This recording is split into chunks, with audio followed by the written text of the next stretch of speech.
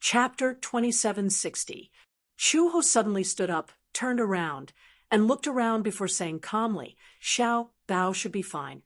Mu Yanqing was stunned. What do you mean? Meng Qingxue was surprised to hear this. Chuho, how can you be so sure? Did you see this chair? Chuho kicked the wreckage of the chair on the ground expressionlessly and said slowly, Didn't Luo Qing say that they left after tying Xiao Bao to the chair? I looked at the scene and didn't see any signs of an intense fight. I originally thought that Xiao Bao had been taken away by that woman. However, when I saw this chair, I could infer that that woman was probably like Luo Qing and Luo Hao. She didn't care about the child and just left. Meng Qingxue walked to Chuho's side and looked down at the chair on the ground. It seemed to have suffered a huge impact and was broken into pieces. She was a little puzzled. What happened to this chair? Do you see it? The chair is broken and broken into pieces, but do you see here? There are traces of handcuffs here. Judging from these traces, the little guy was probably tied to the chair and wanted to escape, so he dragged the chair to the wall. Then he turned his back and slammed into the wall to break the chair. This chair looks very sturdy, but after being exposed to the wind and sun for so many years, coupled with being soaked in water, it has long rotted and broken. Maybe the little guy was left here alone and thought of this way to get away. After Chuho explained in detail, Meng Qingxue came to a realization. I understand what you mean. In other words, Xiao Bao didn't get into an accident. That's true, but that might not be the case. Chuhi frowned. She turned around, walked to the door, and looked around. This was the suburbs, remote and desolate. Even if she could escape from here, she was only a 5-year-old child. How could she leave this place on her own? After arriving in the capital, Chuho noticed along the way that this place was barren and there was no sign of human habitation. Even an adult would have to walk for 3 days and 3 nights to leave such a desolate place. With Xiao Bao's leg strength, there was no way he could walk out of here. Chuho frowned and clenched her fists tightly. For a moment, she felt a little lost. She wanted to find Xiao Bao, but she did not know how to do it. In the huge capital, finding a child was like finding a needle in a haystack. She did not dare to think in a bad way, but it was not that she was not worried that Xiao Bao might have encountered an accident in this wilderness. If it were any other woman, she would probably be so helpless that she would break down in despair and wail at this time. But Chuho did not. Meng Qingxue said, Why don't we call the police? Call the police? Mu Yanqing snorted. Haven't you seen the efficiency of the police?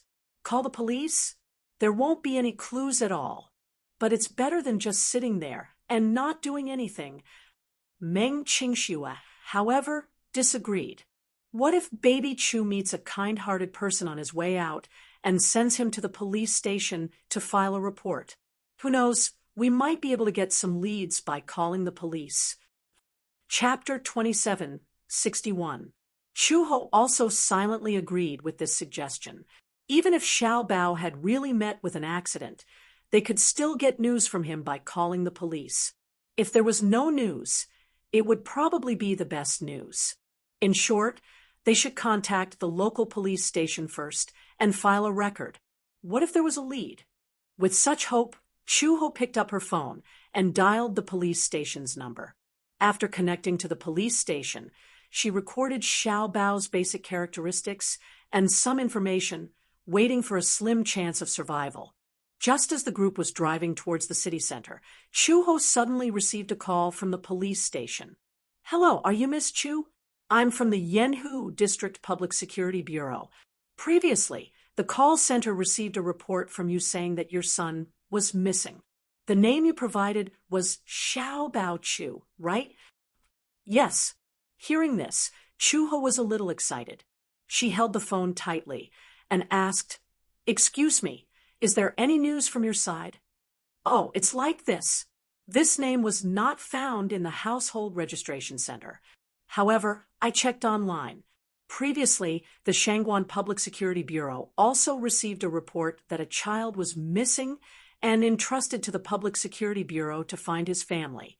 However, 10 minutes ago, the family called to close the case. Apparently, the child has already found his family. What? Chu Ho's expression froze for a moment. Her eyebrows were tightly knitted together. Officer, are you sure? Yes, I'm sure. How could it be? Chu Ho was a little unsteady on her feet. For a moment, many doubts arose in her mind. She clenched her teeth tightly and said with difficulty, "Could it be a false claim?" She had seen on the news that some criminals would pretend to be the child's family and claim the child. Previously, there was such a blunder in Sea City. Due to the negligence of a few police officers at the Public Security Bureau, the child was falsely claimed by an unrelated stranger and was then abducted and sold to a remote mountain area. Fortunately, it was discovered in time, and through the police station surveillance cameras, they had a detailed picture of the child's facial features. The police officer immediately said, "That's impossible." The information on the case said that the child and his family had undergone a DNA test and confirmed that they were related. That's why the case was closed. Chu Ho's face suddenly turned ugly. However, we can't rule out the possibility that it's a coincidence of names. After all, other than providing names and general information, you didn't provide any other strong clues. Is it convenient for you to come to the police station now, collect DNA information, and then do a detailed investigation? Perhaps it was just a coincidence. However, please rest assured that the DNA information of the child is basically consistent with his father's. If the blood relationship is not confirmed, we can't just close the case casually. Chu Ho hung up the phone with a complicated look on his face. For a moment, it was as if there were countless inexplicable threads crazily rushing to the center of his eyebrows, giving him a splitting headache. She rubbed the space between her eyebrows, but her forehead had unknowingly started to sweat. Meng Qingxue saw that she looked terrible and couldn't help but walk up to her worriedly. She asked anxiously, "Chu Ho, is there any news from Xiaobao?" Chapter 2762. The police said that there was indeed a child named Chu Xiaobao who got lost and was sent to the Public Security Bureau. However, after an investigation, his family members claimed him and the case was closed. Family members? Meng Qingxue was shocked. How is that possible? I think it's very strange too. This is simply a fantasy. Chu Ho said. Mu Yanqing said from the side, "It's useless to say so much now. Calm down. We might as well go to the police station to take a look. It's better than being flustered here." For the first time, Chu Ho did not refute and only nodded. The car drove toward the Yanhu District Public Security Bureau. The Yanhu District Public Security Bureau was not far from the highway intersection. The intersection of the highway intersection and the provincial road was the only road that led to the suburbs, which was the abandoned industrial area. Yanhu District was in charge of the jurisdiction of this area. Therefore, after 20 minutes, Chu Ho arrived at the police station. Mu Yanqing was in charge of parking the car, while Meng Qingxue followed closely behind Chu Ho into the police station. The police officer in charge of the case received them. The police officer had already printed out the documents for the record and explained it concisely. That child is 120 centimeters tall and looks very delicate. He's about 5 years old. As the household registration center couldn't find his file, he probably wasn't registered on the household register. Just 3 days ago, a middle-aged man brought him to the police station to report a case. He said that the child was lost and asked the police to find his family members. However, after searching hard, they couldn't find any information about the child. After that, the child's DNA was collected and sent to the DNA database for comparison. 3 days ago, Chu Ho frowned. The timing was basically the same. But where was Xiao Bao before the case was reported? Where was the child found? Chu Ho asked. The police officer shook his head and said, he didn't say. The person who reported the case only said that he accidentally picked him up on the road. At that time, it was very late and the child was alone on the road in the suburbs. He seemed to have gotten lost from his family. Then, didn't you say that you collected the child's DNA and sent it to the database for comparison? Chu Ho paused and asked nervously, did you get any results? The police officer only said, there are no notes on the details. They only said that the child's father had been found and brought the child home. The case has been closed. That's my child, Chu Ho said confidently. If it's really as described in this case, then all the characteristics are consistent, and the time of disappearance is also consistent. Then that child is my son. His name was Xiao Bao Chu. Officer, can you help me find my child? It's naturally impossible to rely on your one-sided statement. Is it convenient for you to do a DNA test? If the information matches, we'll take you to the child. Chu Ho gritted his teeth and took a deep breath. He forced himself to calm down and asked, then the premise is that if something goes wrong and the man is not related to the child, can the child's safety be guaranteed? The child's safety will definitely be guaranteed. Don't worry about that. Okay, Chu Ho nodded. Then I'll try my best to cooperate with you. Don't worry. As long as you cooperate with us to collect the DNA information, we'll give you a reply immediately. Chapter 2763. On the other side, Xiao Bao, who also felt that this world was extremely mysterious, stood in front of Gu Jinglian in a daze. His eyes were dull and his face was full of doubt. He looked at Gu Jinglian, then carefully looked at Uncle Fu. It took him a long time to digest Uncle Fu's words. He looked at Gu Jinglian again, his eyes full of doubt and fear. He couldn't help but walk in front of Uncle Fu and grumble, Uncle, this joke isn't funny at all. How can this bad uncle be my father? Uncle Fu didn't know whether to laugh or cry. He squatted down, held his shoulder, and said very seriously, Xiao Bao, Uncle isn't joking with you. This is your father? He doesn't look like my father at all. Feeling aggrieved, Baby Chu pinched the corner of his shirt tightly, clearly unwilling to do so. No matter how he looked at it, this uncle was bad. He was like a demon king, black-bellied and terrifying. Just one look was enough to make one's hair stand on end and shudder. In his imagination, his father was an extremely imposing figure. He was tall, gentle, handsome, and made people feel very safe.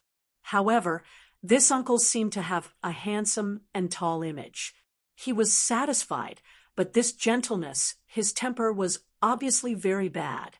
Moreover, he was fierce and glared at him viciously. He was not gentlemanly at all. Naturally, he couldn't accept this fact.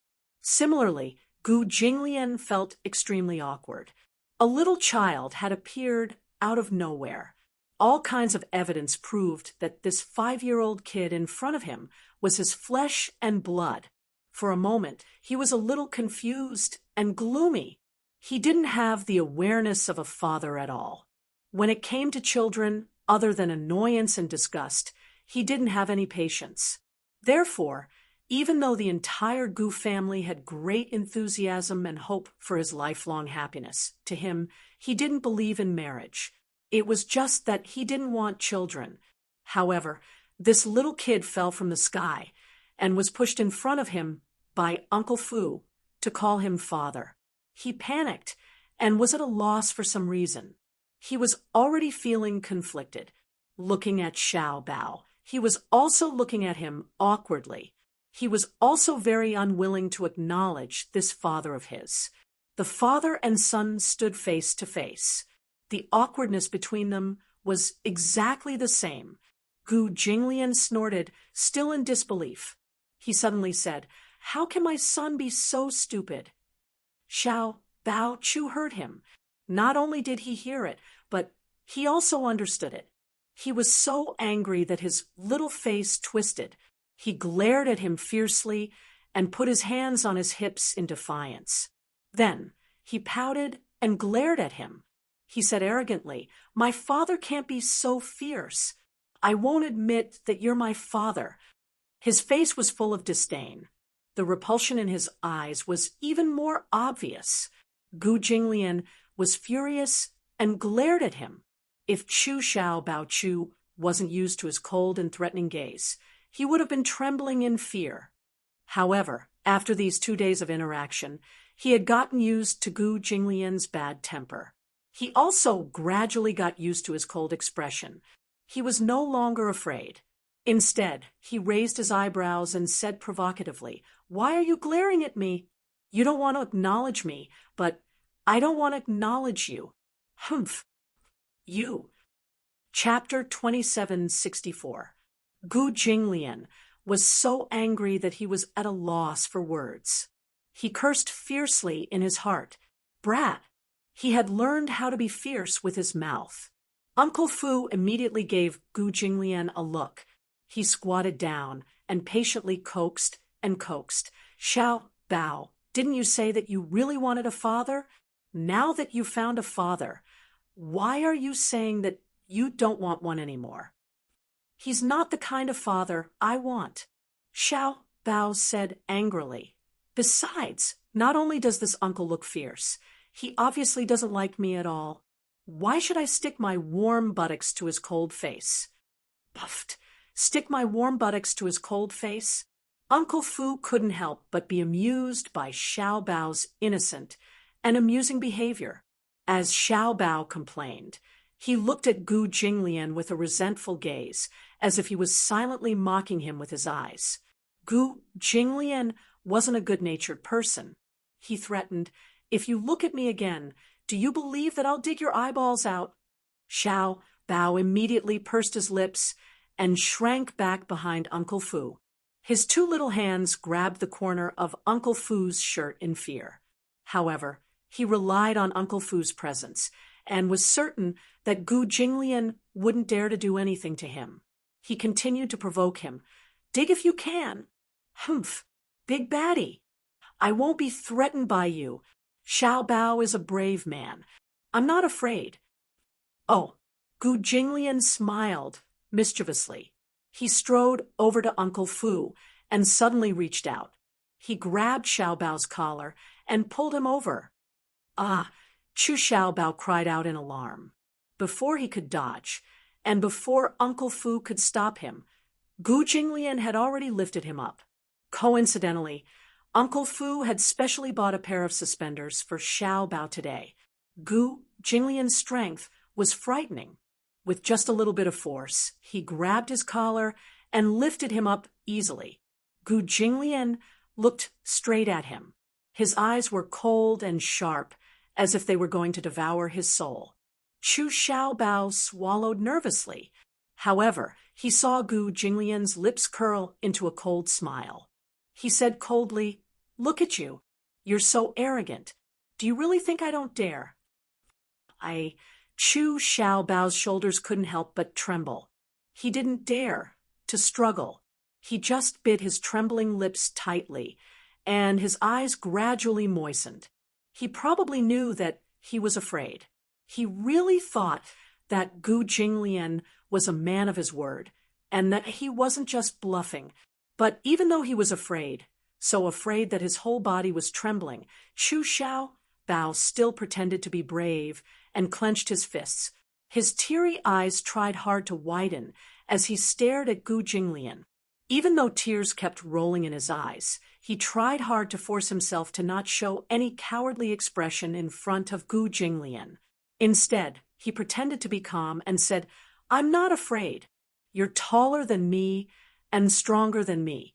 You can bully me, and I can't beat you, but I won't beg you for mercy, and I won't be afraid, because Mom said that Xiao Bao is the bravest child." After saying that, Chu Xiao Bao clenched his fists even tighter. His expression was solemn, as if he was facing death calmly. However, no matter how hard he tried to show how majestic his spirit was, his trembling voice still betrayed him in the end. "You're afraid," Gu Jinglian said lightly. Chapter 27:65. Chu Xiaobao snorted coldly and flashed his clenched fists as if to show off his strength. "I'm not afraid. Didn't you say you were going to gouge out my eyes? Just do it. I won't beg for mercy, and I won't cry out in pain." "Oh." Gu Jinglian raised his eyebrows. Then he moved his shoulders and raised his hand slightly. Unexpectedly, his simple action of raising his hand completely frightened Xiaobao, who was on the verge of panic. He finally couldn't suppress the fear in his heart. He covered his eyes tightly with both hands and gritted his teeth.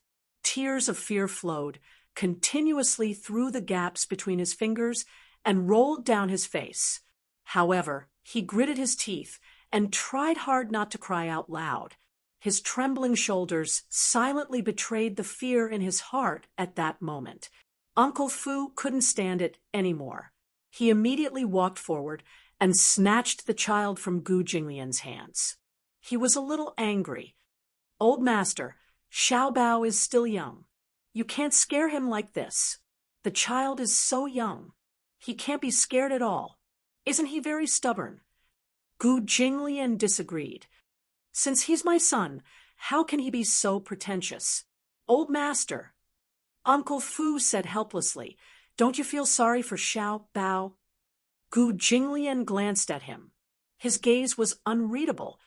"Feel sorry for him?" Uncle Fu was about to say something, but on second thought, Old Master's reaction was only because he wasn't mentally prepared for his son. Men were different from women. A woman's latent maternal instincts would be immediately aroused by the birth of a child. However, men were different. Gu Jinglian was even more so. Since he was young, his concept of family was very weak. Moreover, he didn't have any feelings for this child. He was no different from a stranger. It was indeed ridiculous for him to immediately acknowledge this child from the bottom of his heart. His indifferent reaction couldn't be more normal. Uncle Fu asked seriously, "Old master, what do you plan to do with this child?" Gu Jinglian sized him up and said indifferently, "It's up to you." "In that case, can we keep Xiaobao in the Gu family?" Uncle Fu's eyes lit up. Chu Xiaobao seemed to have understood something. His whole body trembled as he said, "I don't want to. Xiaobao, I don't want to be with this uncle. He's a bad guy. He's not my father. He wants to dig out my eyes. He's a demon king. Great demon king."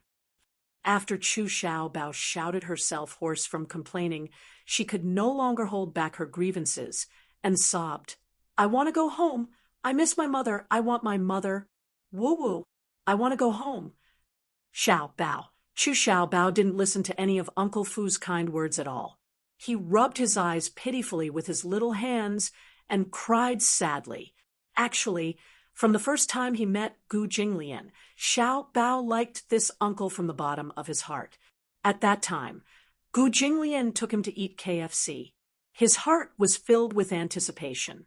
If such a handsome and nice uncle was his biological father, how happy would he be? Ever since he was born, he didn't have a father. His yearning for a father was definitely not a simple fantasy. However, a child's heart was delicate and extremely sensitive. During this period of time together, he deeply understood that this uncle didn't like him.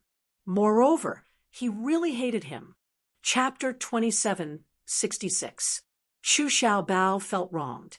He didn't want his father anymore. As long as he had his mother, that would be enough. Just as he lowered his head, sobbing and feeling extremely sad and lonely, his helpless appearance finally touched the only soft spot in Gu Jinglian's heart. He actually didn't want to acknowledge this child who appeared out of nowhere.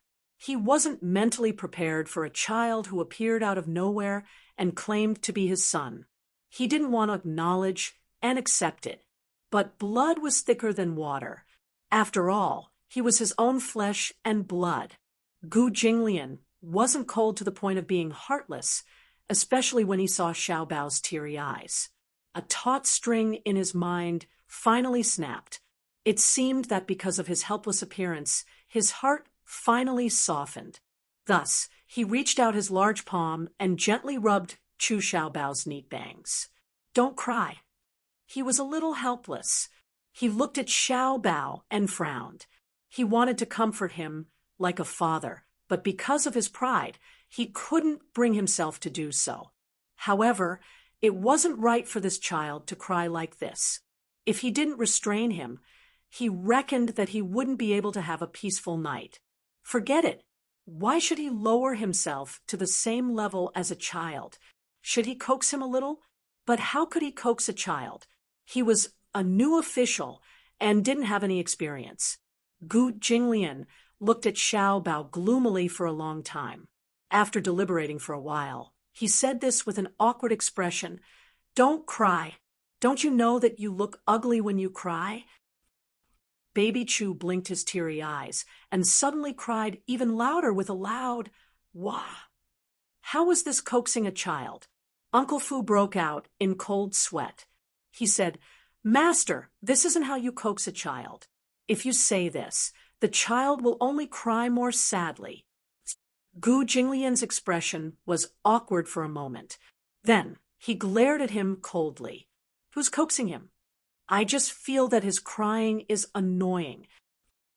Uncle Fu's lips twitched violently. He could tell that Gu Jinglian was not without a trace of heartache.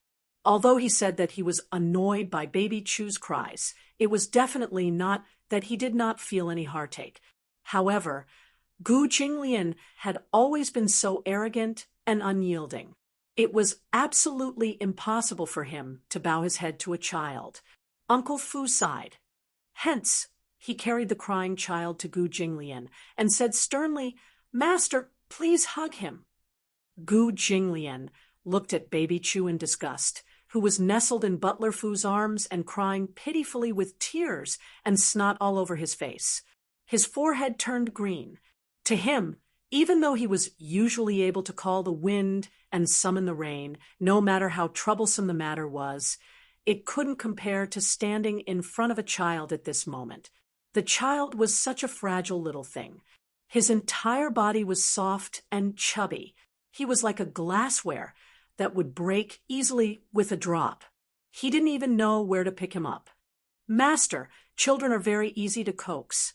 Just hug and coax him, and he won't cry anymore. Xiao Bao is still young. You can't be fierce to him. Since you're Xiao Bao's father, then you should at least take up the responsibility of a father." Responsibility of a father. Chapter 2767. Chu Xiao Bao realized that he had already left Uncle Fu's embrace. He looked up and saw Gu Jinglian's disdainful and gloomy eyes. His tears fell even more violently. "Boo-hoo! I don't want you to carry me." Xiao Bao turned his head and reached out his small hands to Uncle Fu. He waved them continuously and pleaded, "I don't want him to carry me. Boo-hoo! I don't want him to carry me." Uncle Fu could not bear to see him like this. However, he looked at Xiao Bao and knew that the most important thing now was to nurture the relationship between the father and son. Hence, he hardened his heart, turned around, and strode out of the room. With a bang, the door was closed. In the huge room, only Gu Jinglian and Xiao Bao were left. Xiao Bao cried even more helplessly. Once Uncle Fu left, Gu Jinglian became a little unrestrained.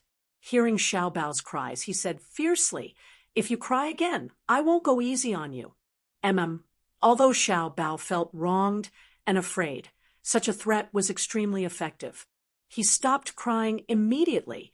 Just now, when Uncle Fu was present, he dared to challenge Gu Jinglian because of Uncle Fu. Now that Uncle Fu had left, his only support was gone. He did not dare to be rash. With Gu Jinglian's threat, he learned to be obedient. He pursed his lips and did not make a sound. Now, There was only him and this bad uncle in the room. He had no one to rely on and no one to back him up. Hence, he should not push his luck and stop while he was ahead. Gu Jinglian did not know whether to laugh or cry at the fact that she was amenable to the soft, but afraid of the hard. You've learned your lesson. When Gu Jinglian saw that he finally stopped crying, he was naturally satisfied. He thought in his heart that he should not spoil the child. When it was time to be fierce, he should be fierce. See, with just one shout, he immediately stopped. He carried Chu Xiaobao to the sofa and sat on the side. He saw Chu Xiaobao staring at him innocently, trembling in fear as he leaned against the corner of the sofa, timidly looking at his face. Such a young child actually knew how to read people's expressions. Seeing that Gu Jinglian's face was no longer as gloomy as before, Chu Xiaobao's wildly beating heart finally calmed down. Chu Xiaobao silently thought in his heart, how can he return to his mother's side?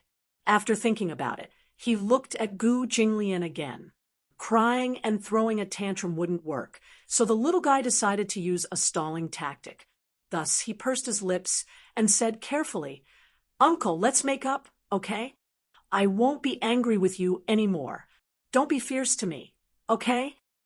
Gu Jinglian glanced at him faintly and hummed, taking it as a tacit agreement to the man's suggestion of reconciliation. "Then, let's make up." As Xiaobao said this, he reached out his little hand and clumsily wiped the tears from his face.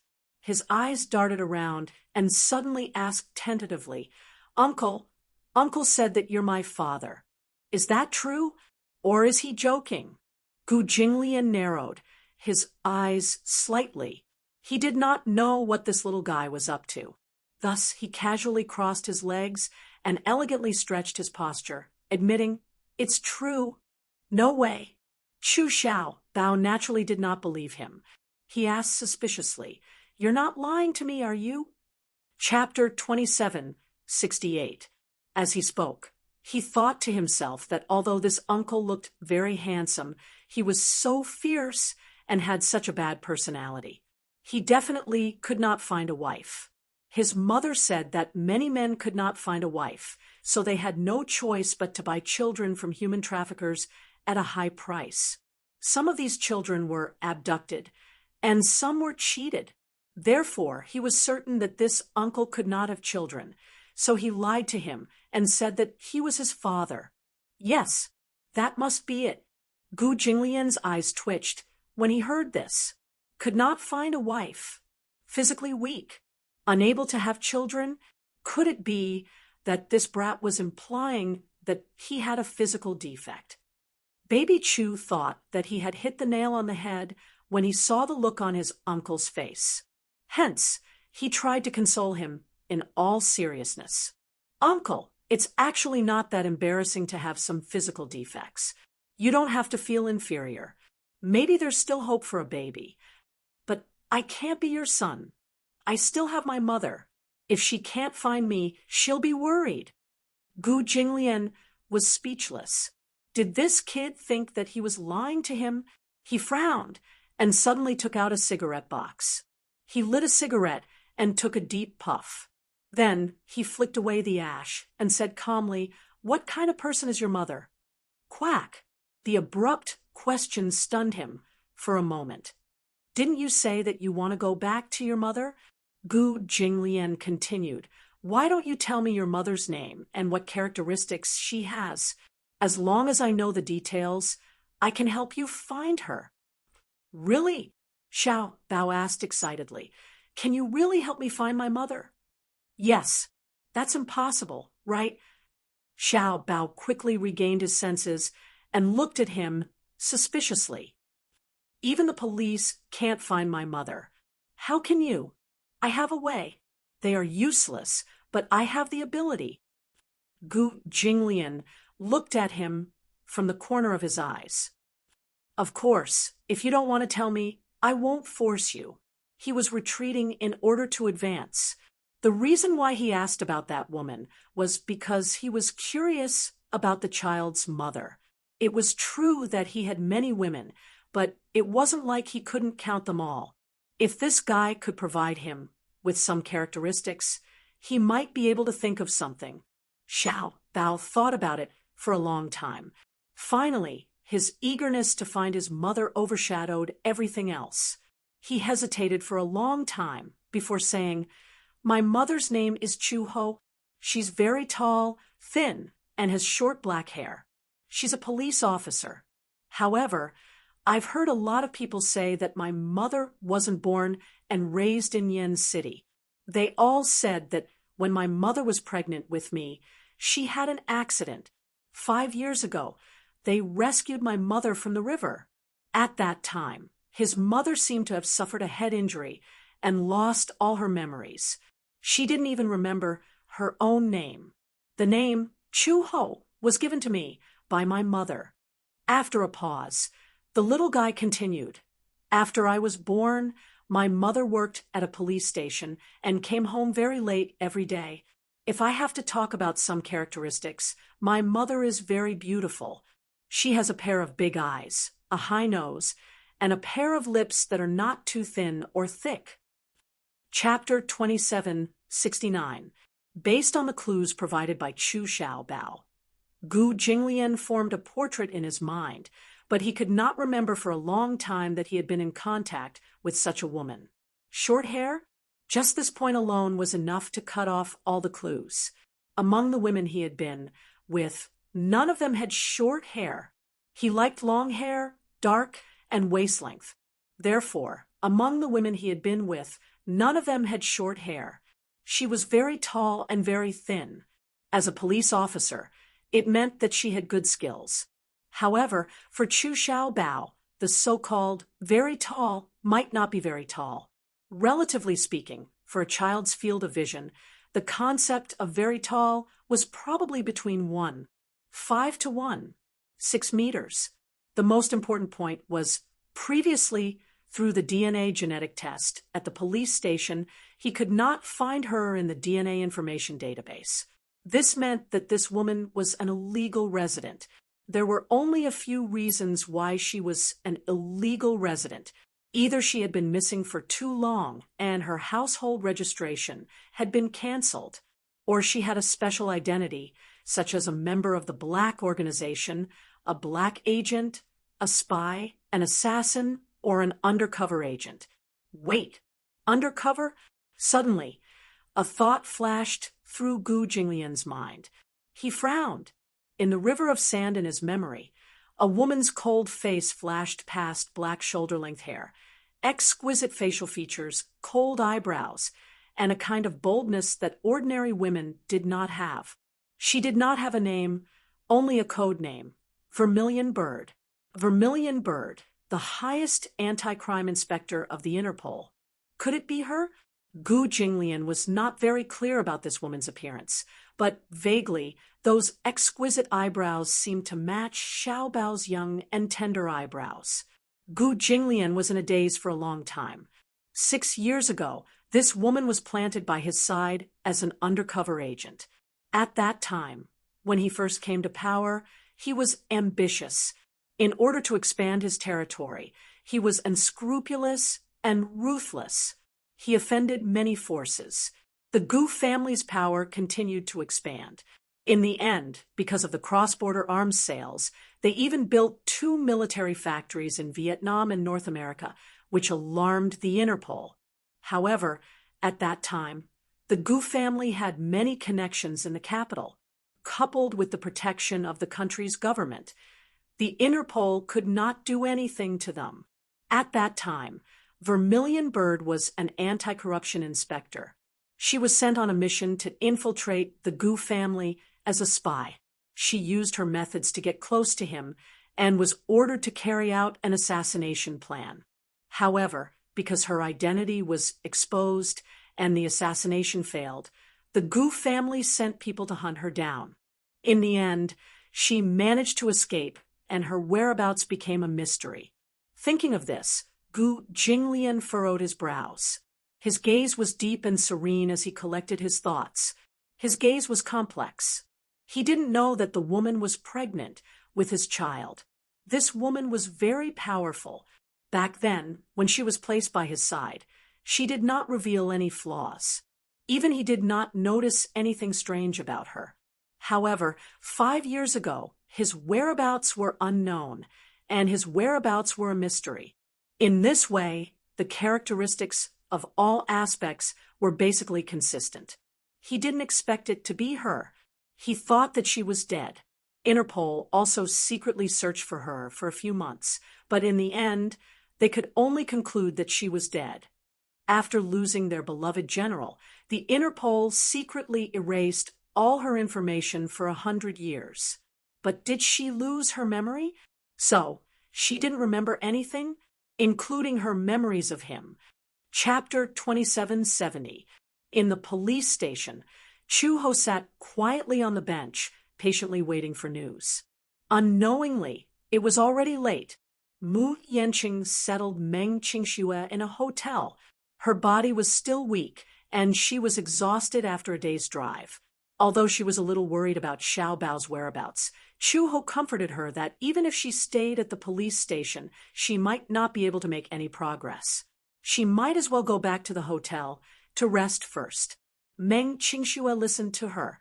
Chu-ho waited at the police station for an entire night. The police officer clearly told her that there would not be any progress if she just waited at the police station. The DNA test would take some time. It was already so late, and the hospital had already knocked off, so there would not be any movement. The earliest they could get the DNA test report would be tomorrow morning when the hospital went back to work. The police station would then send someone to rush them. However, Chu-ho stubbornly stayed at the police station and refused to leave. She firmly believed that she had to know Xiao Bao's whereabouts as soon as possible. Otherwise, no matter how tired she was, she would not be able to sleep in peace. It was a long night. Finally, dawn came. Chu-ho waited for several hours in torment. Finally, at 10:30 a.m., the hospital gave her a reply. The police officer brought her to the hospital and personally collected the report. When she held the report in her hand, Chu-ho looked at the words on the report, confirmed paternity. She finally could not control her surging emotions, and her eyes turned red with excitement. It's Xiao Bao. He's still fine. He's still alive and well. Chu-ho was so excited that her shoulders trembled uncontrollably. She thought that he must have met with some mishap, but she had been controlling herself and did not dare to think of the worst. She was afraid that her words would really come true. However, when she learned that Xiao Bao was still alive and well, she was so surprised that she could not believe it. Officer, have you seen this report? Chu-ho handed the report to the police officer with a smile on her face. Since it's confirmed that I'm related to that child, please bring me to him immediately. Strange. The police officer held the report and muttered with a strange expression. When Chu-ho heard this, she raised her eyebrows and asked in confusion, "What's strange about it? Is this child really your biological son?" The police officer raised his hand and rubbed his chin as he narrowed his eyes. "But I contacted the Shangguan Public Security Bureau yesterday, and they replied that the child was brought back by his biological father. Since you're the child's mother, then what's the relationship between you and the child's father?" Generally speaking, no matter how abnormal the relationship between a child's mother and father was, a child's mother. In other words, even if they were divorced, the children's parents would still be able to communicate with each other. However, no matter how he looked at it, he felt that this woman's background was somewhat unusual. He bit her lip and said with some difficulty, "Actually, I don't know who the child's biological father is." "What? You don't know?" The police officer was shocked. "How is that possible?" No matter how careless a woman was, she would still know who the father of her child was, right? Unless it was a one-night stand. After making love with a strange man, she accidentally got pregnant and gave birth to the child. It's true. Chapter 2771. After a pause, Chuhi added, "Later, I found out that I was pregnant, but I lost all my memories of who the child was, who the father was, and what my relationship with that man was. I can't remember even the slightest bit." "You didn't try hard to remember? It's no use." Chuho shook her head, looking exhausted. "I racked my brains, but I still couldn't remember. The doctor said that I lost my memory because my head was severely injured. There was a blood clot in my brain, and it had congealed into a blood clot that pressed on my nerves. In addition, subconsciously, I didn't want to recall that past. However, if the blood clot eventually disappeared, there was a possibility that I could regain my memory," the police officer said suspiciously. "But the strange thing was that I couldn't find any information about you in the database. Even the Household Registration Center couldn't get your file. What kind of special identity did you have in the past? So special that all the networks couldn't find out who you were?" Chuho said, "I really don't remember what my identity was, who I was, and what happened in the past. I don't care about it." As she said that, she walked in front of him and held his shoulders tightly. "I just want to see my son right now. Didn't you say that as long as the DNA report confirms our parent-child relationship, you'll be able to bring me to him?" The police officer was stunned for a moment, then nodded silently. "Calm down. Don't be agitated. Don't worry. The child is very safe. Come back to the police station with me later. I'll help you contact him and bring you to see him. Okay?" Chuho smiled, and her expression finally relaxed. However, perhaps it was because she hadn't slept well for a few days, but Chuho's complexion was really bad. Her eyelids were dark, and her face was ashen. There was no color in her face. He couldn't help but worry. "Do you want to have a good rest? You don't look well." "No need." Chuho waved her hand. "I'm fine." The police officer was kind. "Madam Chu, if you ask me, your body is your own. You haven't slept for a few days, right? If this goes on, your body will be exhausted. Even if it's for the child, you have to take good care of your body." Chuhi sucked in a deep breath of cold air and turned around abruptly, staring at him with bloodshot eyes. She asked, "Have you ever had a child? Do you know the pain of being separated from your own flesh and blood?" She continued to push him. The police officer stared at her blankly. Chuho's shoulders heaved uncontrollably. Over the past few days, he had been scared witless, restless, and worried about Xiao Bao's whereabouts, coupled with the fact that he hadn't slept for a few days and his physical exhaustion. He vented all of his frustrations. "For the past 5 years, Xiao Bao has never left my side. He must be very scared and helpless right now. He must want to see me immediately. I miss him very much too. I'm very worried about him. No matter how much you emphasize to me that he's safe and not in danger, I also hope to appear in front of him in the next second to comfort him, protect him, and not let him be frightened. You're a police officer. What you have to do is to help me find the child immediately, not." Chuho's blood rushed to her heart. Halfway through her sentence, there was a destructive darkness in front of her, and her body swayed lightly. Chapter 2772. When Meng Qingxue heard the news, she rushed to the hospital with Mu Yanqing. When they reached the door of the ward, they pushed it open and rushed in. They saw Chu Ho lying sickly on the bed. Her face was pale and weak, and there was no sign of life. It was as if her body was already an empty shell. Meng Qingxue rushed to the bed anxiously, only to see Chu Ho lying on the bed. Even though she was unconscious, her brows were tightly knitted, as if she was immersed in great pain. The doctor was holding a clipboard by the bed and writing something silently. Meng Qingxue walked over and lowered her voice. She asked in a panic, "Doctor, what's wrong with her?" Why does she look so weak? What's going on? When the doctor heard this, he could not help but turn to look at them. After sizing them up for a while, he asked, "Are you the patient's family members?" "Yes," Meng Qingxue replied, without thinking. The doctor nodded. 3 hours ago, the patient was sent to the hospital. After a checkup, we found that her body is very weak.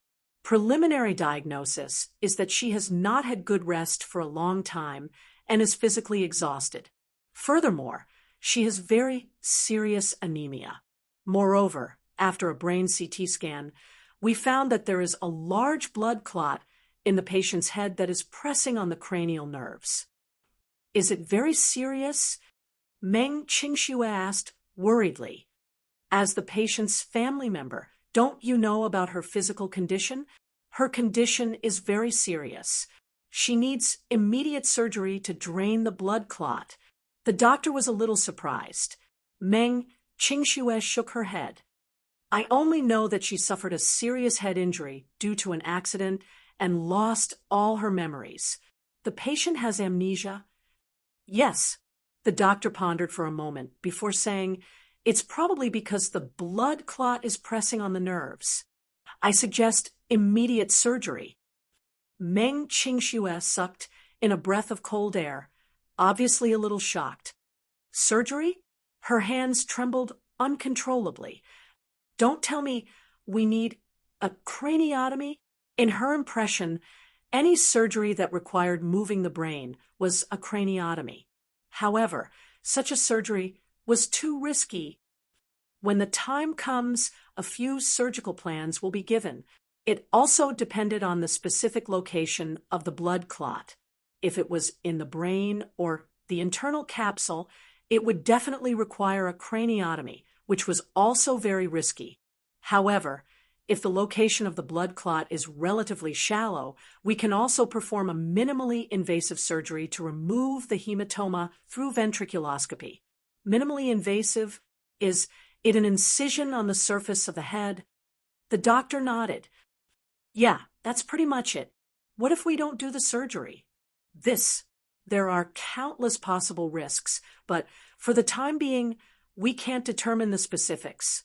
Some patients insisted on not undergoing surgery because the location of the blood clot was more dangerous. It pressed on the nerves and skull. There were also some patients who died of sudden cerebral hemorrhage. There were also cases where the blood clot slowly disappeared after more than 10 years. Everyone's physique was different, and the situations they encountered were also different. However, to be safe, surgery was still recommended. If it presses on other nerves in the future, it will be difficult to determine the unknown risk. Meng Qingxue clenched her fists, frowned slightly, and asked, "How long will it take to prepare for the operation?" "If you are well prepared, the operation can be carried out the day after tomorrow. However, the family member's signature is required." Chapter 2773. At night, there was a sudden thunderstorm. A white light suddenly flashed outside the window, followed by a thunderclap. Chu Xiaobao was awakened from his sleep by the sound of thunder. He was so frightened that he cried out loud. "Mom, he had a nightmare." He dreamed that Chuho was standing in front of him, but she looked like a stranger. She looked at him as if she did not know him and was a stranger. He panicked and wailed. He hugged her, but she pushed him away coldly. "Mom!" Xiao Bao cried out in alarm, but he saw Chuho turn around and leave. He chased after her in fear, but the road under his feet seemed to be endless. He ran, and Chuho walked, but he could not catch up. "Mom!" No matter how much he screamed, Chuho did not look back. He was so frightened that he did not know what to do. He chased after her desperately, but he could only watch as Chuho's back gradually disappeared at the end of his sight. When he was awakened from his nightmare by the sound of thunder, he was already in a cold sweat and trembling. Unknowingly, tears streamed down his face. The more Xiaobao recalled the scene in his dream, the more frightened he became. He rarely dreamed. Even if he did, he would forget everything in the dream when he woke up. However, this dream was extremely clear. Even when he woke up, it was still deeply engraved in his memory. "Mom," Xiaobao cried sadly. The crying alarmed Gu Jinglian, who was reading in the study. He had the habit of reading before going to bed. When he heard the crying, he walked into the master bedroom and saw Xiaobao covering his eyes and crying bitterly. "Why are you crying again?" Gu Jinglian looked a little unhappy. Why was his son crying all day long? He looked so weak and frail. He was the blood of the Gu family after all. He did not inherit his courage at all. He was like a fragile glass doll. When should he bring him to gain experience? Gu Jinglian cursed silently in his heart. As soon as Chu Xiaobao saw him, he felt a great sense of security in his heart. He got up and threw himself at him. He didn't care that the two of them had an earth-shattering Cold War before. He threw himself into his arms without any scruples. "Sob, sob, sob. Uncle, Mommy doesn't want me anymore. I can't catch up with her, no matter how hard I try. She doesn't want me anymore. She just left me like this." When Gu Jinglian saw her throwing herself into his arms so recklessly, he felt as if a soft spot in his heart had been touched. He could not help but reach out his hand and gently stroke the back of his head as a form of consolation. Nightmares? Woo-woo. Chu Xiaobao did not have the concept of a nightmare. He only knew that this dream had shattered all his hopes. Will Mom really abandon me? Why hasn't she come to find me after so long? Is she going to abandon Xiaobao? Gu Jinglian raised his eyebrows, but his voice unconsciously softened. "No. Really? It's just a nightmare. Be good." Gu Jinglian stroked his hair and said, "Go to sleep. Uncle, you won't abandon me, right?" Xiaobao still looked at him uneasily. Gu Jinglian looked at him and was silent for a moment. Suddenly, he smiled and said, "I won't." In this way, Xiaobao felt inexplicably relieved. He had just carried him to the bed and covered him with the blanket when his phone suddenly rang. Chapter 2774. "What? We don't have enough manpower here. Young Master Gu, you see, trash." Gu Jinglian scolded and hung up the phone. Just as he was about to get up, he saw Xiaobao staring at him with tears in his eyes. Seeing that he was about to leave, he looked scared. "Uncle, where are you going? Are you going to leave me behind too?" Gu Jinglian frowned. Suddenly, he thought of something and his lips curled into a cold arc. Didn't he want to train his courage? Wasn't this the best time? Moroga Casino, the biggest casino under the Gu family. Now, there was a boiling cauldron of voices, and the scene was chaotic. There were cheers and curses mixed in, and the mood was high. This was the biggest gambling den in the capital, and also the only casino in the capital that was not controlled by the government. It had always been controlled by the Gu family's Vermilion Bird Hall, and was also the territory of the Gu family's power. At this moment, in the middle of the hall, two groups of people were fighting with their weapons. Flesh and blood flew everywhere, accompanied by angry curses and roars, and the scene was chaotic. The gamblers were all crowded on the second floor in fear. Some people were injured because of the fierce conflict, but because of the chaos, they could not get out for a while. They had no choice but to cover their wounds and watch in a panic in front of the railing. Some people were already so scared that their legs were weak. They were half kneeling on the ground, and their faces were pale and colorless. Suddenly, there was a clamor from the crowd, with a sense of provocation and arrogance. It was arrogant and insufferably arrogant. "Damn it, brothers! Go! Smash it for me! Smash it for me! Take revenge for the brothers of the Green Dragon Group who died in vain. Go!" At the command, the people of the Green Dragon Group all pulled out large machetes from their backs. Their faces were ferocious as they waved their machetes and rushed forward. The crowd became more and more chaotic. For a moment, there were wails, cries of pain, and sounds of fighting. At this moment, the door of the casino was suddenly kicked open by someone, accompanied by a deafening gunshot. The gunshot echoed in the hall for a long time, and the scene suddenly became strangely quiet. A group of men in black rushed in from the door, and then respectfully stood in 2 rows, bowing their heads.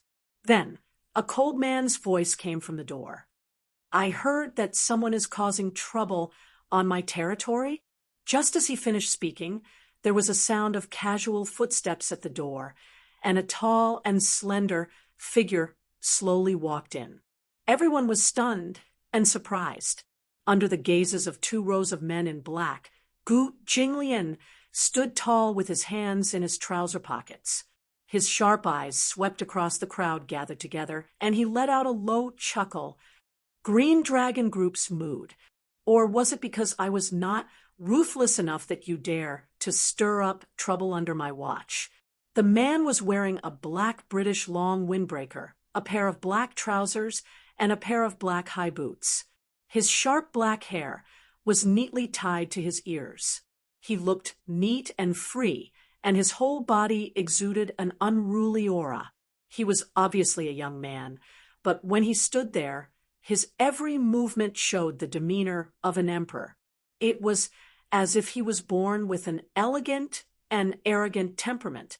Gu Jinglian looked around at the messy scene, and the corners of his lips curved into a cold arc. Chapter 2775. From the moment he appeared, the crowd fell into a deathly silence.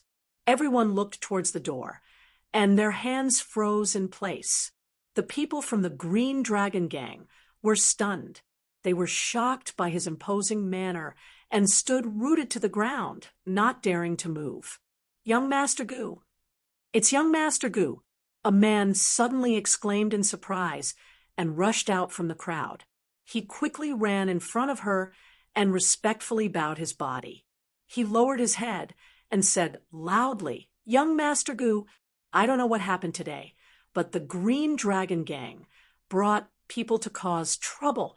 Before he finished speaking, Gu Jinglian raised his eyebrows impatiently and kicked him to the side.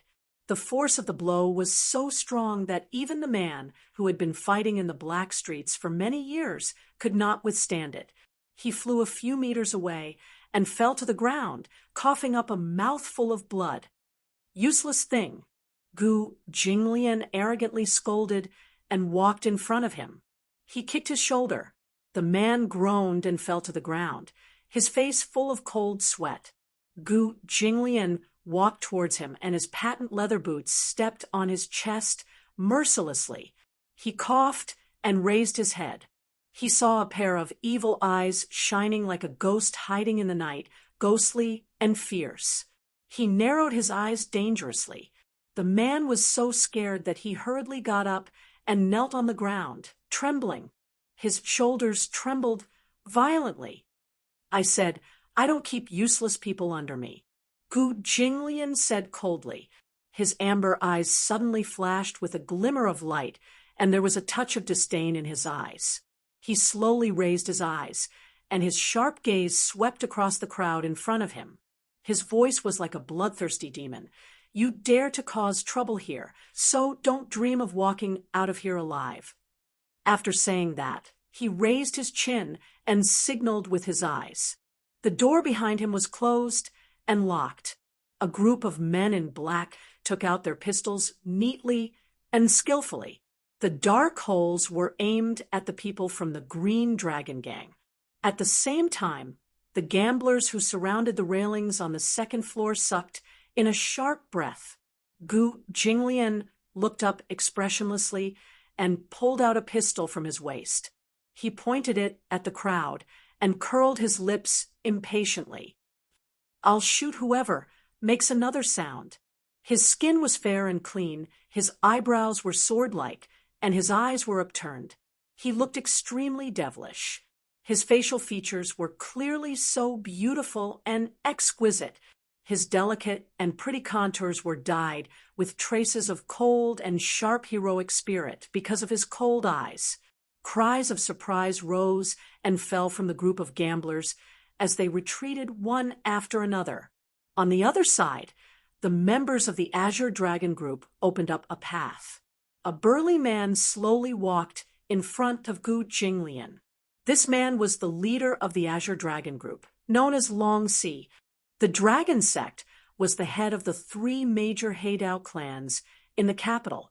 It was once an all-powerful clan in the capital, and its reputation spread far and wide. At that time, the Dragon Sect and the Gu family stood side by side. They were on par with each other and were feared by other clans. They once had a glorious period. However, since the young master of the Dragon Sect, Long Air, passed away 3 years ago, the Dragon Sect had declined. Their power had greatly weakened, and even their status had fallen to the bottom.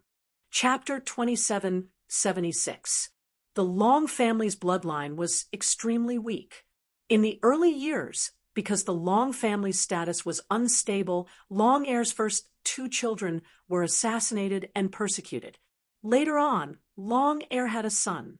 However, when Long Air passed away 3 years ago, Long Si was only 16 years old. In order to revive the Long family's prosperity and protect the Dragon Sect status in the underworld, Long Si had no choice but to rope in other families through marriage a year ago to obtain protection. However, the prosperity of the Dragon Sect was something Gu Jinglian could not bear to see. No emperor would be willing to share the country with others. The capital was his territory. If the Dragon Sect wanted to rise, they had to ask if he could agree. Therefore, a few days ago, the Gu family gathered together and took action. In less than 3 days, they wiped out the casino and Jiangnan clubhouse that the Dragon Sect controlled. The Dragon Sect's vitality was greatly damaged. The Jiangnan clubhouse was the Dragon Sect's largest gathering place. On that night, the Dragon Sect's glorious history became a thing of the past. Long Air flew into a rage out of humiliation. Therefore, he gathered his men on this day to bring bad luck to the Gu family. Even if both sides suffered losses and perished together, he would not hesitate. Young Master Gu, long time no see. Long Air opened his mouth, but his voice was hoarse. When he laughed, he was evil and threatening. Gu Jinglian looked around and frowned slightly. Long Air, sometimes a last-ditch struggle is not a wise choice. His tone was filled with mockery.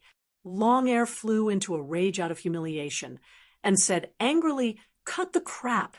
Go, go." Long Air pointed at Gu Jinglian. "Kill him." The group of people behind Long Air was ready to move.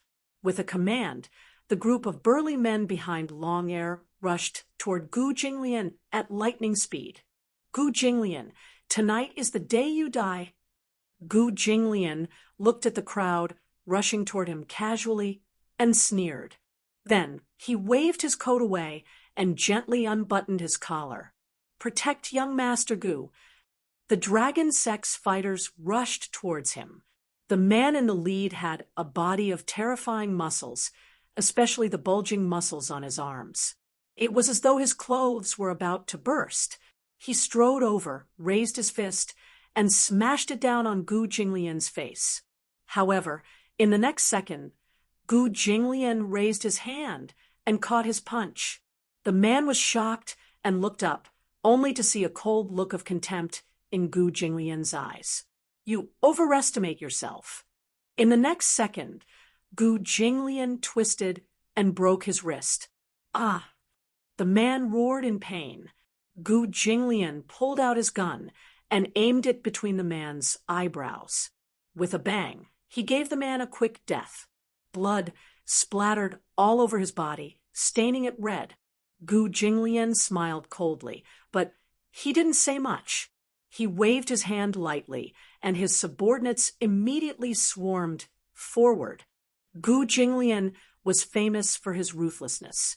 The Azure Dragon Gang dared to cause trouble in the Gu family's territory, so they naturally cut off their own escape route.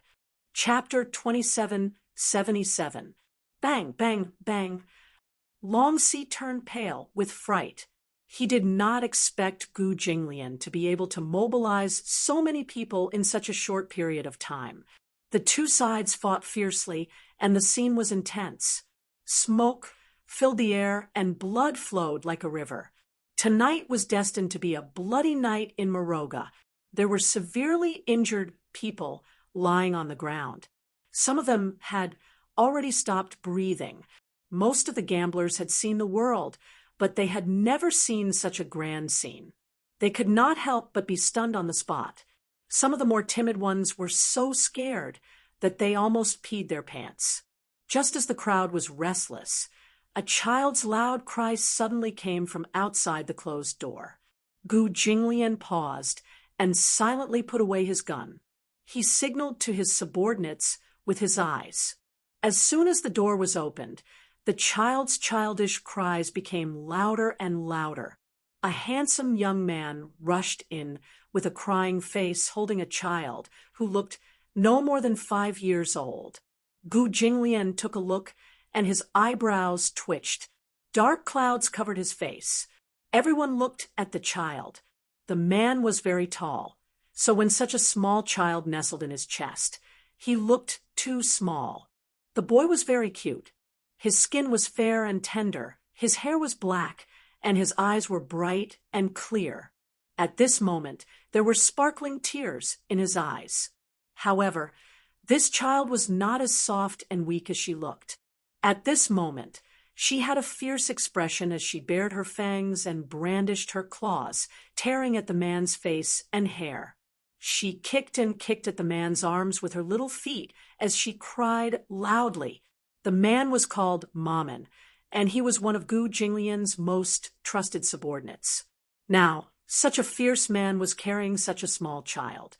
It was a little out of place.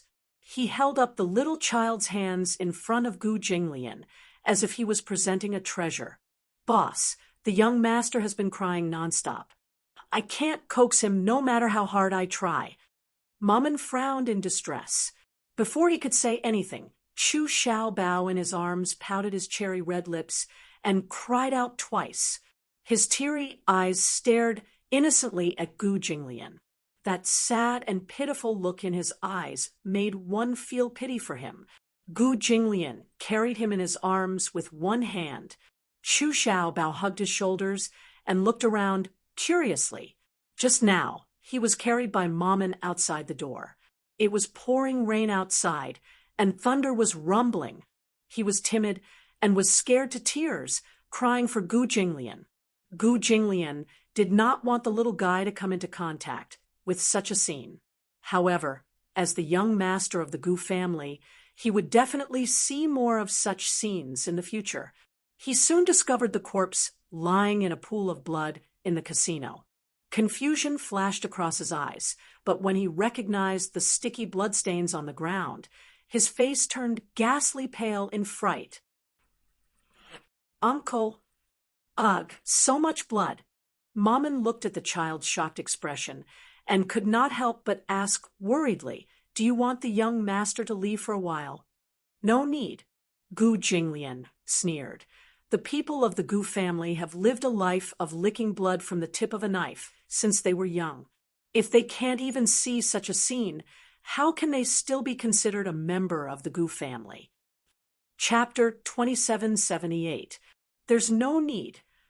Gu Jinglian sneered. The Gu family members have been living on the edge of a knife since young.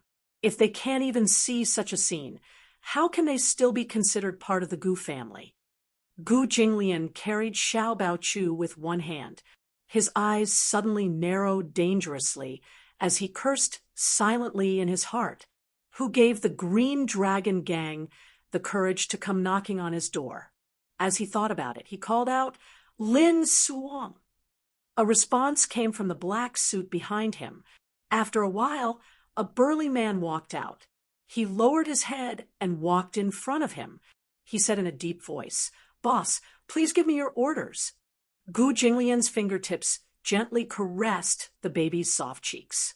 He said without raising his head, "If I remember correctly, Moroga has always been under the jurisdiction of Vermilion Bird Hall. As the hall master of Vermilion Bird Hall, you let me see such a scene today. I'm very unhappy." His strange smile suddenly sent a chill down Lin Suhong's spine. He was a little shocked. Just as he was feeling guilty, he saw the man turn around and glance at him from the corner of his eyes. He said with a smile that was not a smile, "You should know that I don't keep useless people under me. You should think about how to protect your position as hall master." His heart suddenly sank. He immediately rushed in front of him and knelt on the ground with a plop. He said with a head full of cold sweat, "I'm sorry, boss. What happened tonight was my mistake. Get out of the way. Don't block the way." Gu Jinglian did not even look at him and kicked him to the side. He walked a few steps towards the door and suddenly remembered something. He said coldly, "Lin Suong, if you don't clean this place up, don't think about keeping your hands." After saying that, he sneered and walked away with the baby in one hand. He left Lin Suong alone on the ground, trembling with fear, until Gu Jinglian carried Xiao Baochu out of the door. The child in his arms was still in great fear and trembling all over. So much blood, so much blood. The ground is covered in blood. Chu Xiao Bao had never seen such a scene before. However, for as long as Gu Jinglian could remember, he was carried in the arms of his father's subordinates. When he was patrolling the casino, he was not used to seeing such a scene. Those who had their fingers chopped off because of cheating were holding their bloody palms and wailing in pain. The gamblers who had their legs broken and were lying on the ground convulsing from the immense pain. In fact, because of the drug abuse, he was in a state of madness. The scenes of men and women abandoning all restraint were incomparably deep in his memory when he was young. Children who grew up in the Gu family had to experience this from a young age. Chu Xiao Bao asked fearfully, "Uncle, did you kill those people?" Gu Jinglian leaned lazily against the back seat and lowered his head to look helplessly at Xiao Bao, who was crying nonstop in his arms. He was physically and mentally exhausted from the crying. He gently ran his long fingers through his hair and sighed in annoyance. It seemed that he had made a wrong decision. It seemed that he should not have brought this child to such an occasion. Looking at him crying and throwing a tantrum, he actually felt a sense of pity for him. Was it an illusion? He actually felt heartache and pity for a person. Could it be that because this child was his flesh and blood, he had developed a feeling of pity for the child? "Stop crying." Mammon, who was at the side, was dumbfounded. Chapter 2779. Chu Xiaobao, this guy was his child. When he first learned of this fact, he could not accept it. After all, a little guy who fell from the sky with the same bloodline as him was too sudden, so he could not quickly integrate into the role of a father. He could not help but think that life was really a strange thing. Inexplicably, this child who appeared had his blood flowing in his body. However, he was cold and proud. He had no concept of such a special emotion as family. However, when he saw Chu Xiaobao curled up in the corner of the sofa, dozing off, his head heavy, in the end, he fell clumsily on the sofa. Then he woke up abruptly and got up from the sofa. He rubbed his eyes sleepily.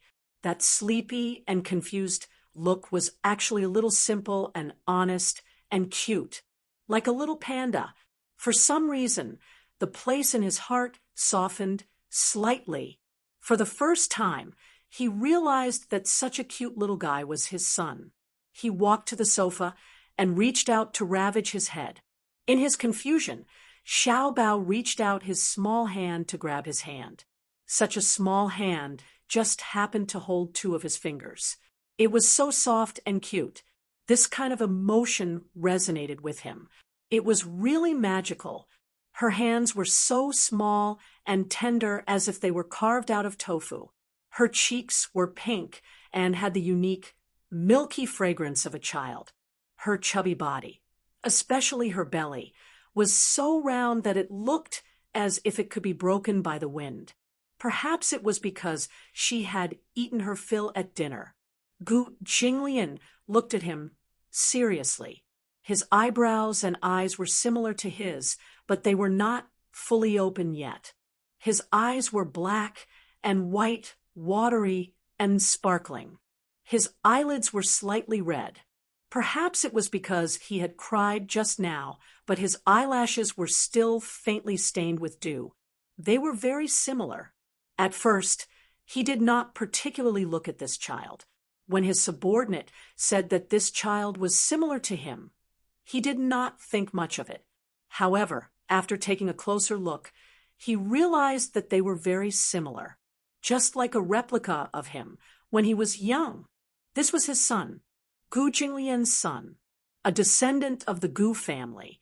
He could not help but outline an unfamiliar arc. It was like tenderness.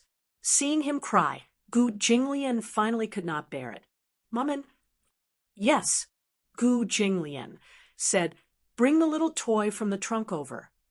Maman's eyebrows furrowed, and the corner of his lips twitched violently. He turned around and fetched it for him. "Coax him." Gu Jinglian gave the order again. The corner of Maman's lips twitched again. If he was asked to climb a mountain of blades or dive into a sea of fire, he would not hesitate at all. However, wasn't it too much to coax a child? However, despite his misgivings, he still obeyed Gu Jinglian's orders. Shaking the doll in his hand, Mammon coaxed and lied to the baby in Gu Jinglian's arms. His voice was as gentle as it could be. "Little master, look at what this is. Cute." The subordinate standing beside Mammon actually wanted to say that the anime seemed to have been outdated a long time ago. Gu Jinglian rubbed his head. After careful consideration, he decided to do it himself and coax this timid little fellow. "Good boy, don't be afraid. It's fake." His words caused the little guy to be surprised. Fake." Chu Xiaobao stared at him with tears in his eyes. He did not believe him. "Where's the blood?" "It's all ketchup." Chapter 2780. Ketchup? When Chu Xiaobao heard this, he immediately stopped crying and did not feel afraid anymore. In the end, he was easy to deceive. With just a few words, he was coaxed. He blindly believed Gu Jinglian's words and did not doubt them at all. Originally, he was afraid of the smell of blood, but now, because of his few words, his courage gradually grew. "Are you playing a game?" Chu Xiaobao pointed at the blood splattered on his body. "Is this also ketchup?" "Yes." Chu Xiaobao heaved a long sigh of relief and patted his chest lightly. However, he was still breathing rapidly with lingering fear. "I thought you were really a heinous scoundrel. Murder and arson. This kind of scoundrel is very scary." Chu Xiaobao's unintentional words caused Gu Jinglian to be stunned for a moment. "I hate scoundrels," Chu Xiaobao emphasized again. Suddenly, he changed the topic and whispered, "However, Uncle looks like a very elegant gentleman. He must not be a bad person." Gu Jinglian was startled for a long time. He suddenly frowned slightly, but seemed to be deep in thought. Mammon respectfully walked forward and leaned close to the window. Gu Jinglian stretched out his long fingers and gently rubbed the space between his eyebrows. Without raising his head, he asked coldly, "Is the leader of the Azure Dragon group completely dead?" Mammon said, "No, there's still a pulse, but his breathing is very weak." He raised his eyebrows impatiently and curled his lips. "He's not even dead yet. His life is really tough. It's good to keep him. Bring him back.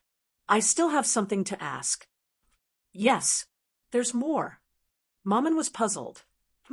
"Boss, please give your orders." Gu Jinglian said coldly to Mammon, "Don't waste time. Deal with it cleanly. Yes, sir. Also, everyone except Long C do it for me. Don't leave a single one alive. Yes, sir. Gu Jinglian frowned and scolded with a gloomy expression. It's really bad luck to see blood in the middle of the night. The car window rolled up, and the car drove away. 2 days later, in the morning, Chuho was pushed into the operating room for a minimally invasive surgery. Meng Qingxue waited outside the operating room. She was scared out of her wits. The doctor said that the operation was very risky. However, he refused to say exactly how big the risk was. He only said that the worst-case scenario was that he would end up in a vegetative state. Meng Qingxue wanted to give up on the operation. However, the doctor said that the chances of him becoming a vegetable were very small. It was just that before the surgery, the chief surgeon would habitually report the worst-case scenario in advance so that the family could be mentally prepared. After a second brain CT scan, the doctor said with relief that the blood clot in the brain was not in the ventricle or the skull. This meant that there was no need to use a craniotomy plan for the surgery. However, in order to prevent future problems, it was recommended that she undergo surgery immediately to remove the blood clot in her brain. The cost of the surgery was very high. Chuho naturally did not have such wealth. As for Meng Qingxue, she naturally did not have that much savings. She discussed this matter with Mu Yanqing, but Mu Yanqing paid for all the medical expenses without hesitation. Meng Qingxue was very grateful. She hoped that the operation would be successful.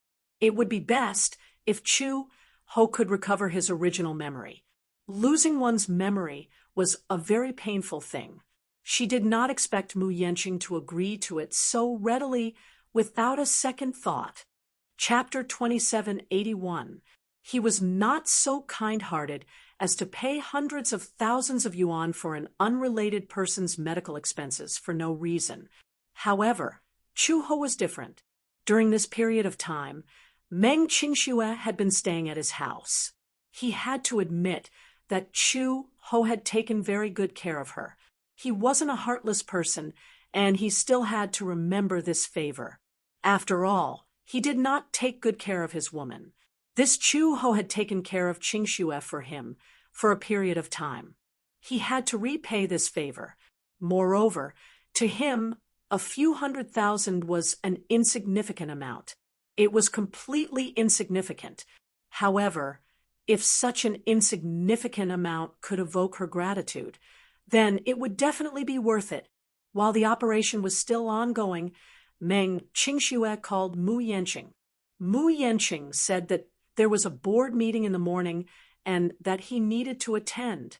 Previously, because he had left the capital and was not in the company for a long time, a few senior executives were dissatisfied and criticized him without thinking. Even Mu Linfeng scolded him harshly. Mu Yanqing said that he would rush to the hospital immediately after the meeting. Meng Qingxue hung up the phone, but she felt an inexplicable feeling. Mu Yanqing seemed to be treating her differently than before. In the past, when she called him, he would never pick up when he was busy, let alone when he was in a meeting. Even if he was free, he would not immediately think of coming to her side to accompany her. Just now, he said over the phone that he would come to the hospital to accompany her after the meeting. He had changed. He seemed to be gentler, more considerate, and more affectionate toward her than before. She could not get used to this Mu Yanqing in such a short time. Meng Qingxue could not help but think mockingly, could it be that he only feels that he should cherish something when he loses it? She looked up at the lights above the operating theater. The doctor said that the operation would probably last until the afternoon. As it was a relatively major and complicated operation, the process was relatively long. Meng Qingxue looked at the time. It was almost noon, and her stomach was a little hungry. Hence, she planned to go to the snack bar to buy some bread and yogurt to fill her stomach. As she was worried about Chu Ho, she was not in the mood to go to a restaurant. Meng Qingxue walked to the snack bar, bought some bread and water, and turned to enter the elevator. When she returned to the entrance of the operating theater, she was surprised to see a woman sitting on a bench outside with her arms crossed with an arrogant expression. She was surrounded by several tall men in suits. Meng Qingxue was stunned. She thought that she had gone in the wrong direction. However, when she got closer, the woman sitting on the bench also noticed her. She raised her head, and on her face with light makeup, her eyes were extremely sharp and domineering. "You are..." Meng Qingxue did not know her and had never seen her before. However, when she spoke, the woman sneered and said coldly, "So, Meng Qingxue looks like this? I thought you were as beautiful as a fairy. Now that I've seen it with my own eyes, that's all there is to it." The moment she opened her mouth, Meng Qingxue was taken aback. It was as if a taut string in her head had snapped. She frowned and uttered the name she had suspected. "Are you Song Enya?" "Oh." Song Enya raised a brow in surprise. "You know me?" Chapter 2782. That name is like thunder to my ears. Meng Qingxue curled her lips and asked bluntly, "What are you doing here?" "What am I doing?" Song Enya was so angry that she laughed. She found the other's question extremely laughable. Her gaze was fixed on the other's stomach as she said fiercely, "Meng Qingxue, since you know who I am, not only do you not show any sense of shame, you even ask me who I am as if it's a matter of course. I'm Mu Yanqing's fiancé, and the future young mistress of the Mu Group. We're officially married. What about you? I don't know where this wild vixen came from, but you're delusional enough to snatch my man. Are you even worthy? Mu Yanqing is my fiancé and future husband. Who do you think you are?" Wild vixen? Meng Qingxue burst into laughter when she heard this term. "Song Enya, how can you be so smug? Strictly speaking, you're the real third party, right? Yanqing and I have been dating for 3 years, and our relationship is stable. I don't know what tricks you used to force him to marry you for no reason. Yanqing loves me, not you." Song Enya sneered. "Oh, since you keep saying that Yanqing loves you, why would he rather marry me than give you a status?" Meng Qingxue's words hit the nail on the head, and she was at a loss for words. There was a boom. As if she had been struck by lightning, she could not move at all. This was an irrefutable fact. Yes, Mu Yanqing kept telling her how much he cared about her, but he was unwilling to marry her. However, no matter how much he detested Song Enya, she was still his legitimate fiancée. She bit her lip tightly as her face turned pale. She did not know how to refute this. Song Enya continued aggressively. "No matter how unwilling you are to admit this matter, the truth is still the truth. Do you think Mu Yanqing loves you that much? Or do you think that binding you to my side is just because I covet your youth? I admit that you do have some beauty, and Yanchen has taken a fancy to this. He wants to possess you and squander your beautiful youth, but he's unwilling to give you a home. He wants to possess you without restraint, but he's not even willing to give you a status. Don't tell me you really think that this is what love is. He said he loved you, but he wasn't willing to give up his wealth for you. Do you know why Yanqing agreed to marry me? Because with my ability, I can give him everything he wants: power, prestige, and status. Is this something you can afford to give me? Not only can you not afford it, but for you, he might even have to give up his wealth. Right now, the only reason he didn't change his mind was that he hadn't had enough fun yet. When he's tired of you, you'll be nothing more than a withered flower." "Shut up."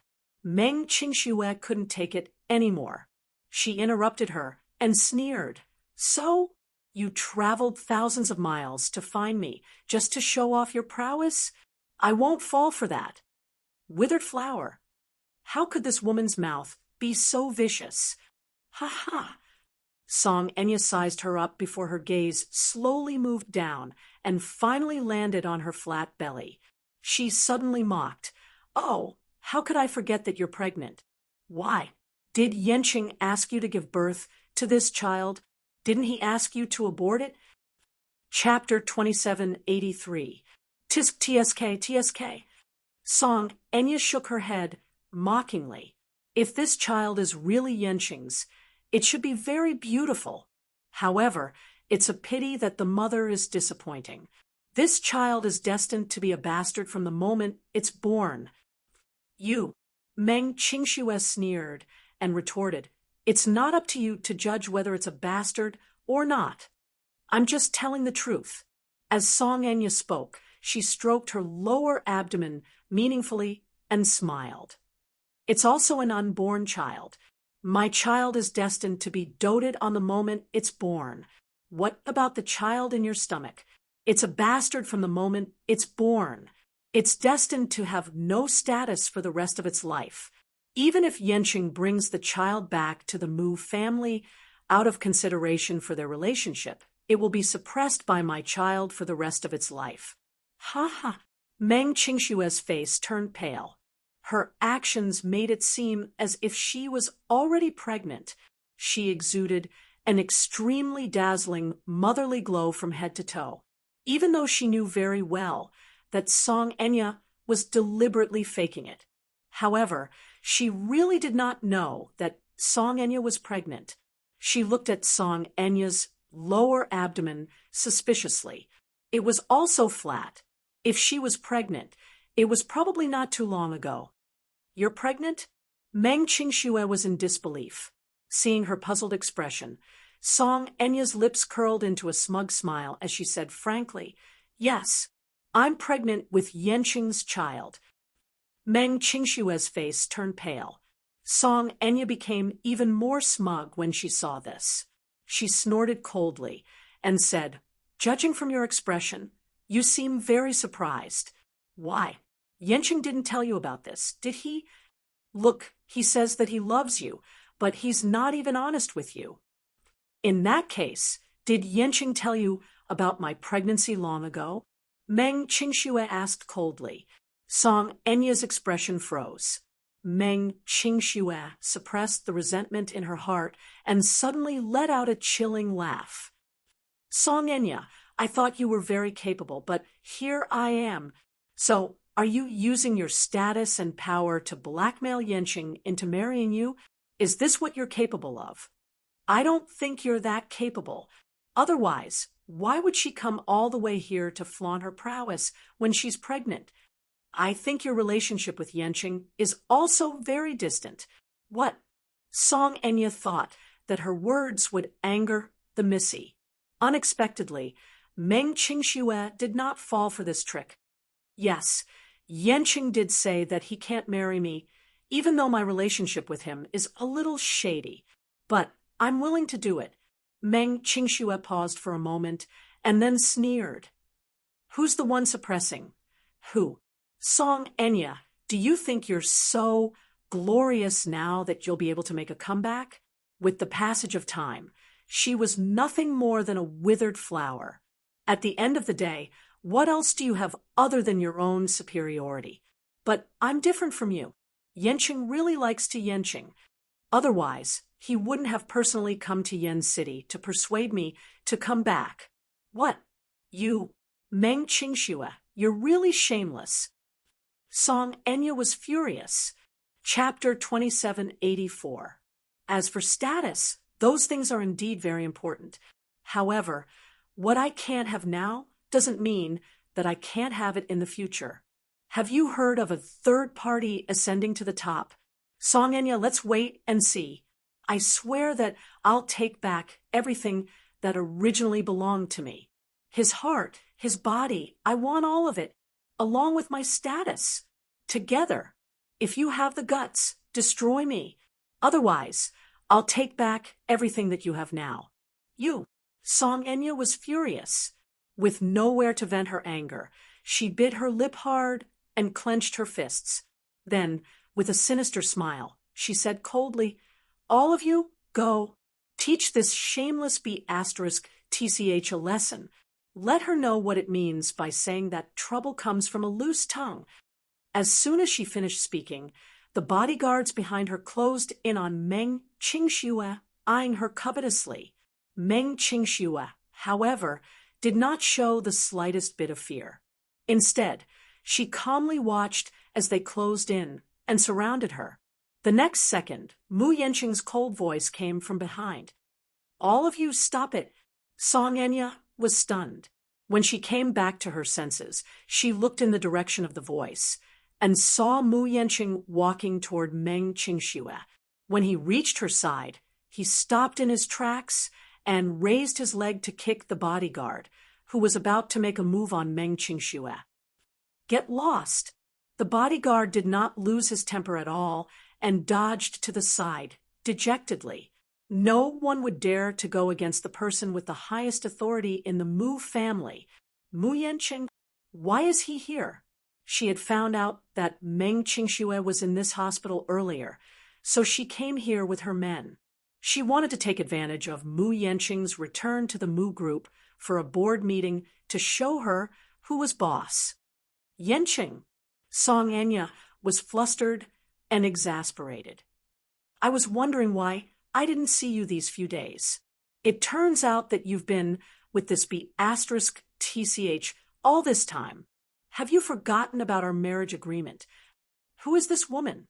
You're not even married yet, and you're already flirting with other women. Mu Yanqing, let's see how you're going to explain this to me." She spoke in a righteous manner, as if she was a first wife who had caught an adulterer in the act. The man swept a cold glance at her and sneered. "Song Enya, we're not married yet. There wasn't even an engagement. Don't talk to me in such a tone. You don't have the qualifications to do that. You..." Song Enya sneered in anger. "Are you speaking up for this wild woman? Don't forget that I'm your legitimate fiancé, and she..." "Shut up." Mu Yanqing was obviously protecting Meng Qingxue, and his tone towards Song Enya was extremely nasty. Song Enya's heart ached even more when she saw this. When Meng Qingxue saw him, she immediately hugged him aggrievedly. Burying her head in his chest, she sobbed, "Yanqing, you're here. You came at the right time. If you came one step later, I'm afraid I won't be able to keep the child in my stomach. You know what?" she said. "I'm a wild vixen. You're playing with my feelings." She even said that the child in my stomach was a bastard, and that it would be a bastard the moment it was born. But I don't understand. If this child is a bastard, then as the child's father, wouldn't she be insulting you? I couldn't stand it, so I retorted a few times. She flew into a rage and said that she wanted to abort my child. I was so scared. She pretended to be weak and helpless. Mu Yanqing's heart ached when he saw this. Chapter 2785. This B***TCH really knows how to sow discord. When did she say that she wanted to get rid of the child in her womb? Bastard child. When Mu Yanqing heard this, he laughed out of anger. He glanced coldly at Song Enya and said without thinking, "If Qingxue is pregnant with a bastard child, then what about the one in your womb?" At the very least, the child in her womb was personally conceived by me. Let me tell you, I admit to this child. Furthermore, I'll take good care of it. As for the child in your womb, I've never touched you. What dirty and despicable means did you use to conceive it? You know very well in your heart. What? Meng Qingxue seized the opportunity to ask. She said that the child in her womb is yours. Why? Isn't it yours? The child is mine, but I've never touched her, Mu Yanqing said coldly. As for how the child came about, she knows very well in her heart. Mu Yanqing. Song Enya could not take it anymore and questioned hysterically, "Must you stand on her side and defend her?" Mu Yanqing, you have a conscience. I'm pregnant with your child, too. No matter how this child came about, it's still your flesh and blood, and has your blood flowing in it. How can you be so cruel and heartless? Cruel and heartless. Mu Yenching sneered. Song Enya, don't make it sound so dignified. It's as if I have to marry you. You have to know that if you hadn't used such despicable means, I wouldn't have taken a liking to a filthy woman like you. I'm warning you, don't play any more tricks. Otherwise, don't blame me for being rude to you. She could not refute his coldness. She could not help but clench her fists so hard that her sharp nails almost dug into her palms. She sucked in a few breaths of cold air and suddenly said fiercely, Mu Yenching, you win. Just you wait and see. With that, the Missy stormed off in a huff. The bodyguards behind her exchanged glances before hurrying after her and soon disappeared from their sight. It was only after Song Enya left that Meng Qingxue regained her cool demeanor. She pushed him away unhappily and walked to the side with an awkward look on her face. Mu Yenching walked over and held her shoulders. Straightening her body, he asked patiently, What's wrong? Did she make you angry? What else? Meng Qingxue smiled faintly. Mu Yenching, you're really amazing. You think it's still ancient times? Do they still practice polygamy? Today there was Song Enya. Tomorrow there would be another Li Enya. What should I do? I don't even have a status. Do I deserve to be trampled under their feet? Don't overthink it. However, Meng Qingxue did not listen to his superficial words. Instead, she asked, Is the child in her stomach yours? Mu Yenching was stunned for a moment before he nodded. Yes. Meng Qingxue clenched her fists and hit him hard. How could you do this? Mu Yenching immediately grabbed her punching hands and explained, Qingxue, things aren't what you think. Didn't I say just now that I didn't lay a finger on her? Chapter 2786. She stole someone else's sperm to conceive that child. Mu Yenching interrupted her. Meng Qingxue widened her eyes in shock. What? You should know that I have a second brother. Mu Yenching decided to come clean with her about this matter. Song Enya is in love with my second brother and wants to marry him wholeheartedly. This woman's abacus was extremely shrewd. How did she do it? Behind everyone's back. She secretly stole Mu Yaja's sperm from the Mu family's sperm bank and went to America for artificial insemination. After that, just as she wished, she successfully got pregnant. But no matter how good she is at scheming, how can she scheme against that second brother of mine? Mu Yaja secretly did something behind her back and destroyed his sperm from the bank long ago. Song Enya used my sperm to conceive the child. What? Meng Qingxue turned pale with fright. This was ridiculous. This was even more bizarre than the bizarre plots in the television dramas she had watched. Sperm? Artificial insemination.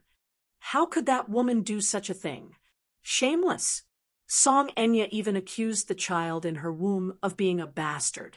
Then, what was the child in her womb? The child in her womb was the one with an unknown origin. How did you know about this? Meng Qingxue asked suspiciously. Since you knew, why didn't you force her to abort the child in her womb? I didn't know about this before. After all, I wasn't very familiar with her at that time. Mu Yenching also felt wronged. If I had known, I would have done it long before the Song family found out about this. Would I have waited until now? Then what exactly is going on? Meng Qingxue sneered. What ability does that woman have to pin this on you? She was kept in the dark from the start too. That second brother of mine is quite capable. He stole the sky and swapped the sun without anyone noticing. Song Enya was overjoyed after she got pregnant. However, when she returned to the country in high spirits and eagerly went to Mu Yaja to tell him the truth, Mu Yaja refused to admit that the child in her stomach was his. Song Enya took out the DNA test report, but because I'm related to Muyaja by blood, no matter how the child is tested, it's definitely related to Muyaja. He paused for a moment before his expression turned frosty. After all her scheming, Song Enya probably knew that it was impossible between her and Muyaja anymore. So, she schemed against me again. Since the child in her stomach is not Muyaja's, my shrewd second brother will naturally not admit it, but the child had to have a status and a father. He couldn't just abort it. She's the city's young lady. If news of her abortion were to spread, it would bring shame to the Song family. So, she schemed against me. That night, I bumped into her at a bar. She spiked my drink and brought me to a hotel. The next day, she slandered me for sleeping with her. At first, I was kept in the dark. But after that, I specially sent someone to investigate this matter. I didn't expect to be set up from the start. So, Meng Qingxue could not help but feel indignant when she heard this. Why did you marry such a woman? Chapter 2787. Mu Yanqing's expression was a little solemn. I just got promoted and didn't have a strong foundation. If I were to marry into the Song family, my position would be stabilized. Hence, I obeyed my second uncle's wishes and agreed to marry her. Meng Qingxue bit her lip hard. She could not take it lying down. She could not take it lying down. At the end of the day, it's because I'm a commoner with no status or background that I can't be with you, right? Meng Qingxue smiled coldly and suddenly sucked in a breath of cold air. How ridiculous!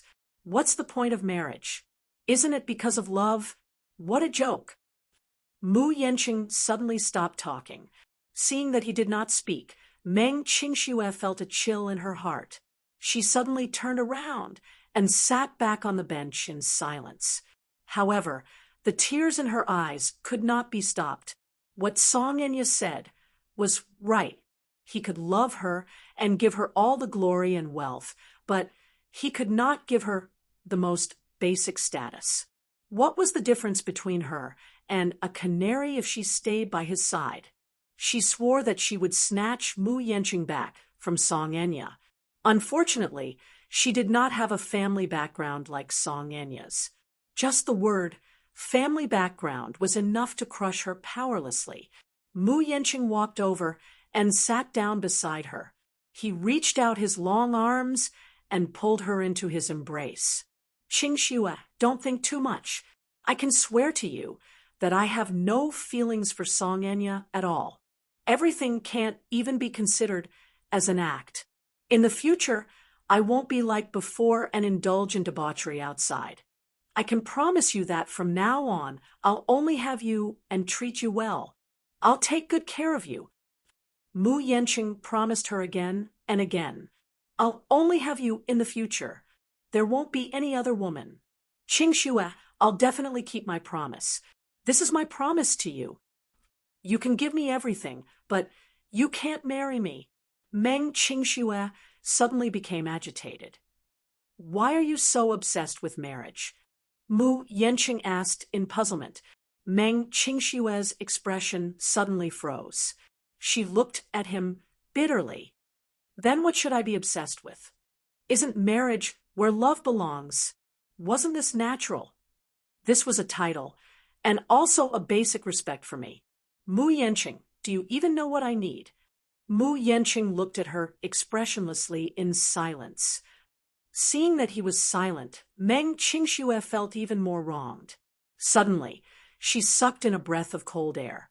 Her eyes were slightly red as she said calmly, I saw the news some time ago. Muyaja's fiancée is that popular A-list actress, Yun Shishir. I know that Muyaja is your second brother.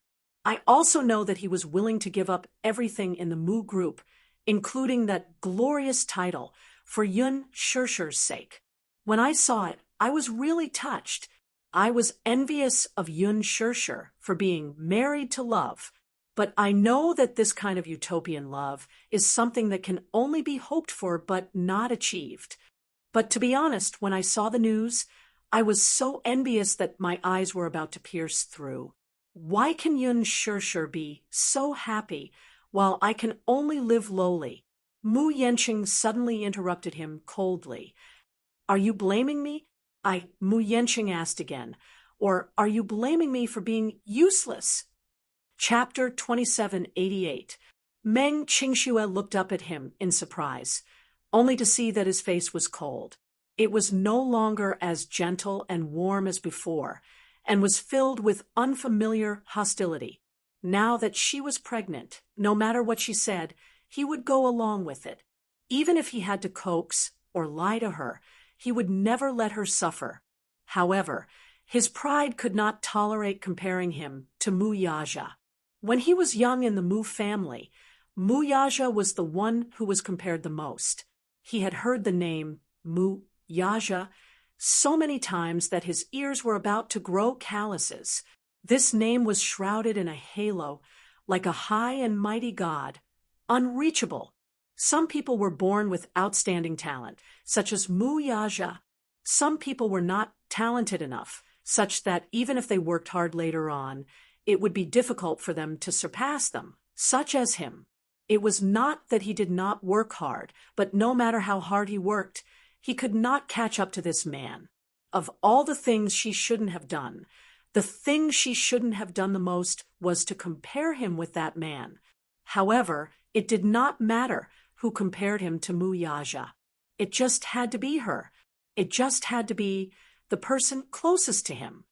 Since you think Mu Yaja is better, why did you choose me?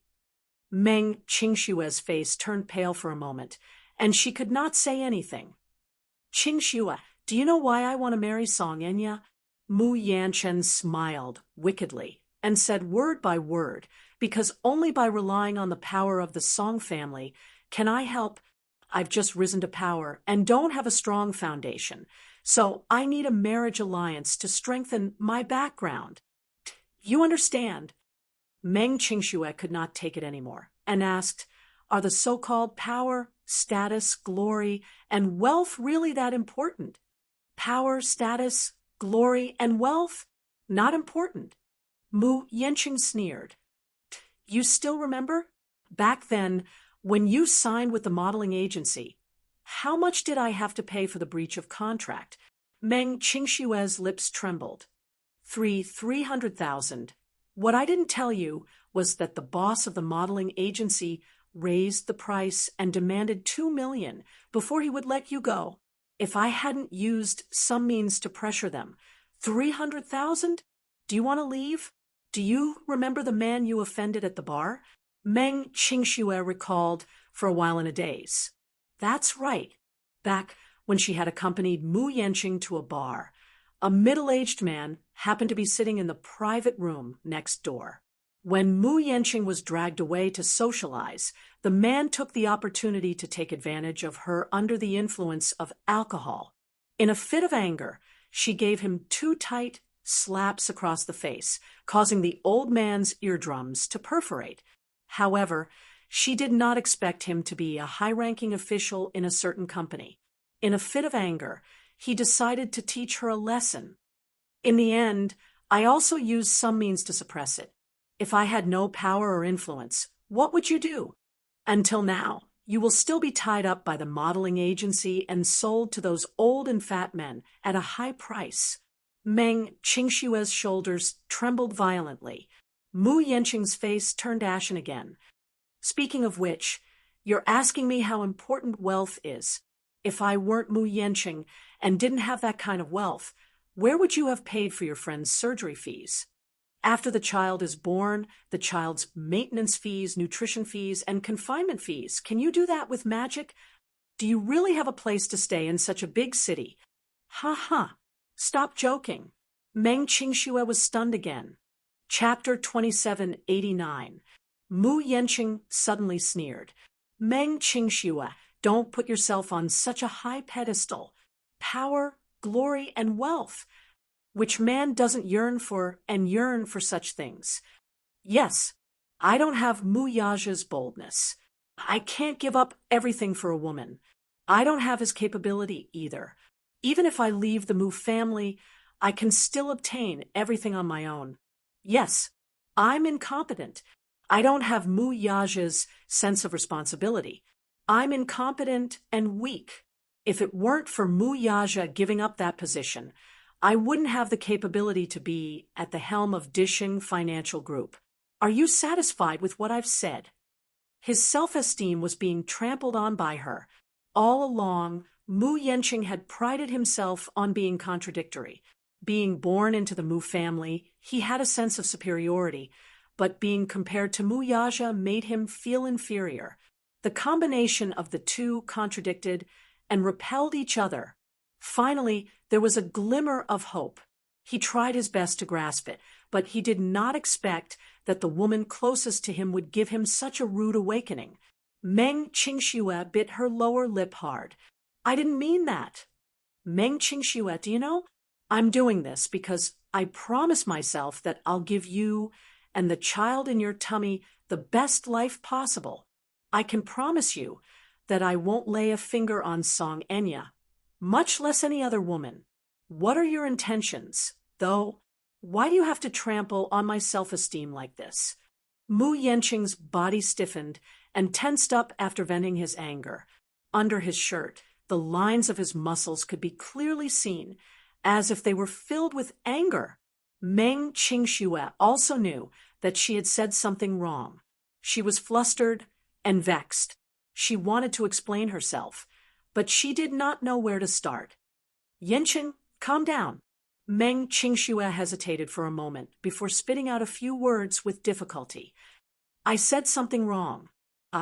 It seems that you haven't considered our relationship properly, Mu Yenching said with a livid face.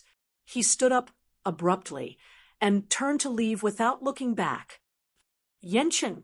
When Meng Qingxue saw that he just walked away, she couldn't help but feel a little anxious. She got up and wanted to chase after him. However, the surgical lights behind him suddenly went out. The door suddenly opened. When Meng Qingxue heard the commotion, she turned around and saw that the door of the operating theater was wide open. A group of medical staff pushed a bed out in a hurry. She looked anxiously in the direction where Mu Yenching had left, and then at Chu Ho, who was being wheeled out by a group of nurses. After a moment of hesitation, she clenched her fists tightly and walked toward the chief surgeon. Doctor, how was the surgery? Was it successful? The doctor glanced at her and saw tears on her face. He thought that she was worried and afraid, so he immediately comforted her. Miss, don't worry. The operation was a success. However, the patient will have to be transferred to the intensive care unit immediately after the surgery. He has to rest well until the infection period passes. Meng Qingxue's mind was still firmly occupied by Mu Yenching's words just now. She only knew that Chu Ho's surgery was very successful. While she was happy, she was also distracted by Mu Yenching's words. Meng Qingxue asked tentatively, Then, is the medical fees enough? When the doctor heard this, he was stunned and asked doubtfully, The gentleman who was with you previously paid for all the expenses. He paid 300,000 yuan in one go. Didn't you know? Chapter 2790. Meng Qingxue was stunned, as if she had been struck by lightning. If you don't have any wealth, will you be able to conjure up the money for your friend's surgery? Wasn't the doctor's words a wake-up call for her as well? Meng Qingxue's heart suddenly clenched. Her breathing quickened, and she was about to suffocate. Got it. Then, thank you, doctor. Don't worry. If you recover well and recuperate well, you should be able to regain your memory soon. Meng Qingxue clenched her fists and nodded blankly. After settling the procedures, Chu Ho was quickly transferred to the ward. Meng Qingxue stood by the bed absent-mindedly, looking at Chu Ho, who was still under general anesthesia. Her mind was filled with Mu Yenqing's angry words. What are you up to? Why do you have to trample on my self-esteem like this? Meng Qingxue suddenly broke down.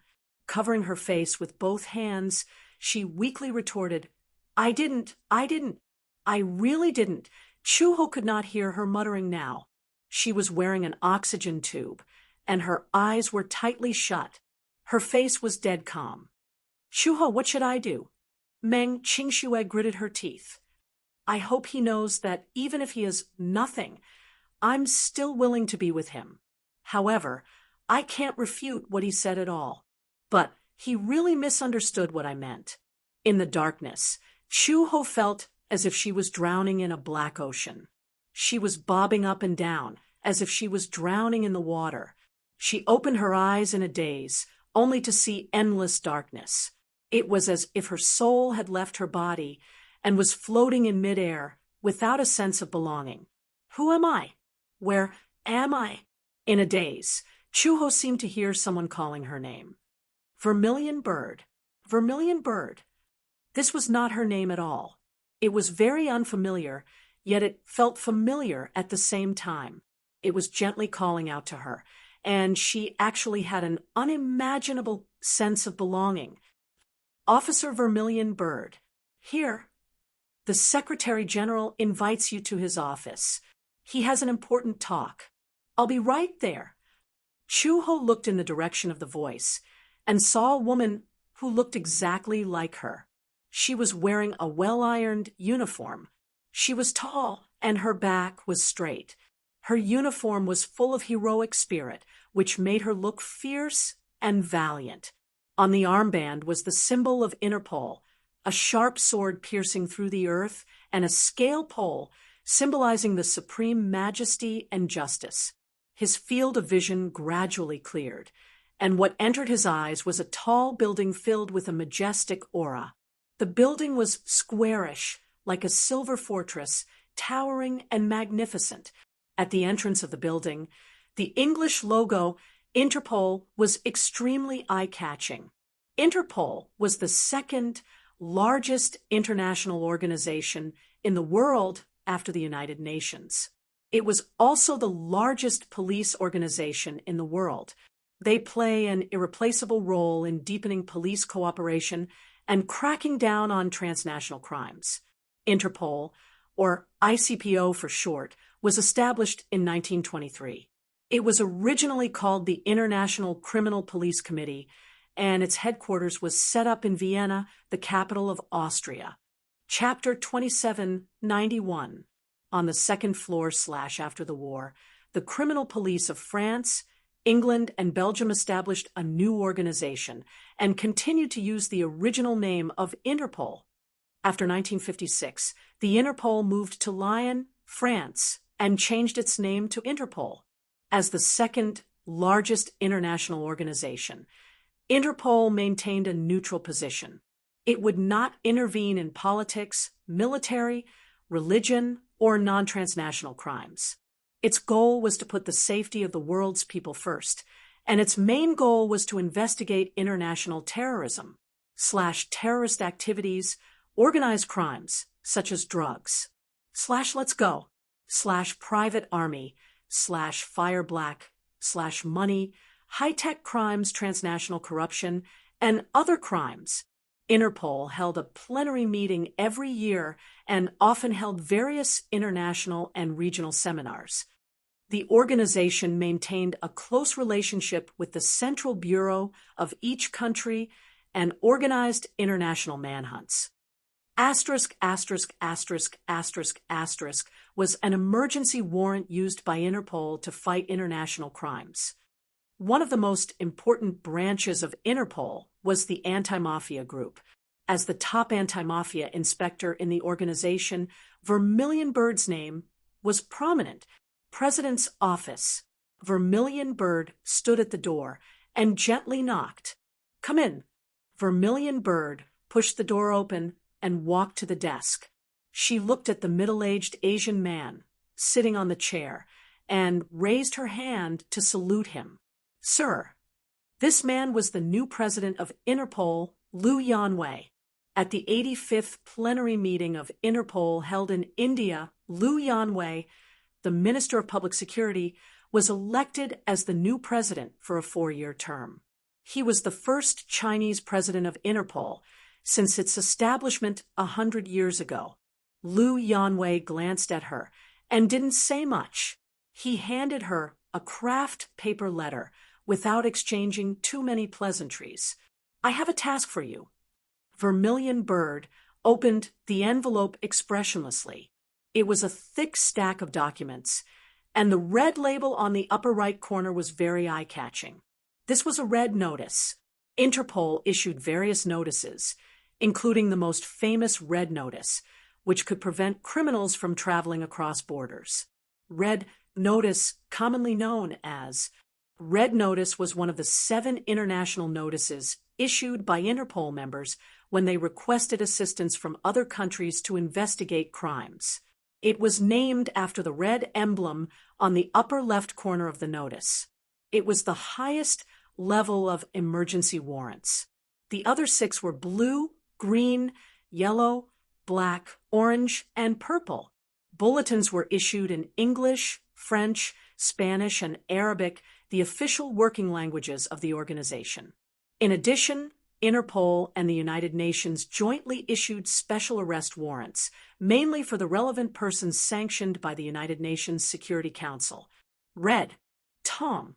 The arrest warrant was jointly issued by the director of the Interpol Central Bureau and the Secretary General of the Interpol General Secretariat of the country concerned. It could be regarded as an international certificate that allowed for temporary detention. Red the order was valid for 5 years and could be renewed until the criminal was apprehended. Upon receiving the red notice, the Central Bureau of each Interpol member can immediately arrest and detain the wanted persons and conduct international extradition with reference to the relevant laws of their respective countries. Gu Jinglian. The Vermilion Bird looked up, her eyes filled with confusion. Chapter 2792. Among them, the most sensational case was an international trafficking case. It was so big that it even alerted the FBI. This person is not ordinary. Liu Yanwei took a puff of his cigarette and flicked the ash away. The Gu family's influence in our country is not to be underestimated. However, I didn't expect them to be so rampant in recent years. If we don't stop them, I'm afraid they will become a cancer in the international criminal world. Vermilion Bird furrowed her brows and stuffed the documents into the envelope. She asked indifferently, "Sir, what orders do you have?" "I'll leave this task to you. What should I do?" Zhu Ke was at a loss. The ICPO placed so much importance on this case. Gu Jinglian was not to be underestimated. Liu Yanwei crossed his arms and looked at her. He suddenly smiled. "Vermilion Bird, as the top anti-corruption inspector, you have made outstanding achievements in the past 3 years. That's because you were an intelligence agent before this job, right?" Vermilion Bird smiled. "Yes. Since that's the case, as an intelligence agent, you should be good at sneaking into the enemy's camp to gather information." Liu Yanwei said, "Sir, do you mean that you want me to sneak into the Gu family as a spy? It's not enough to just have a criminal record. His crimes have been appealed by the Nuremberg military court. We need sufficient evidence to convict him." As Liu Yanwei spoke, he looked at her deeply. "I think Officer Vermilion Bird should be able to give me a perfect answer." "I understand what you mean." Zhu Ke saluted meticulously. "I'll go prepare."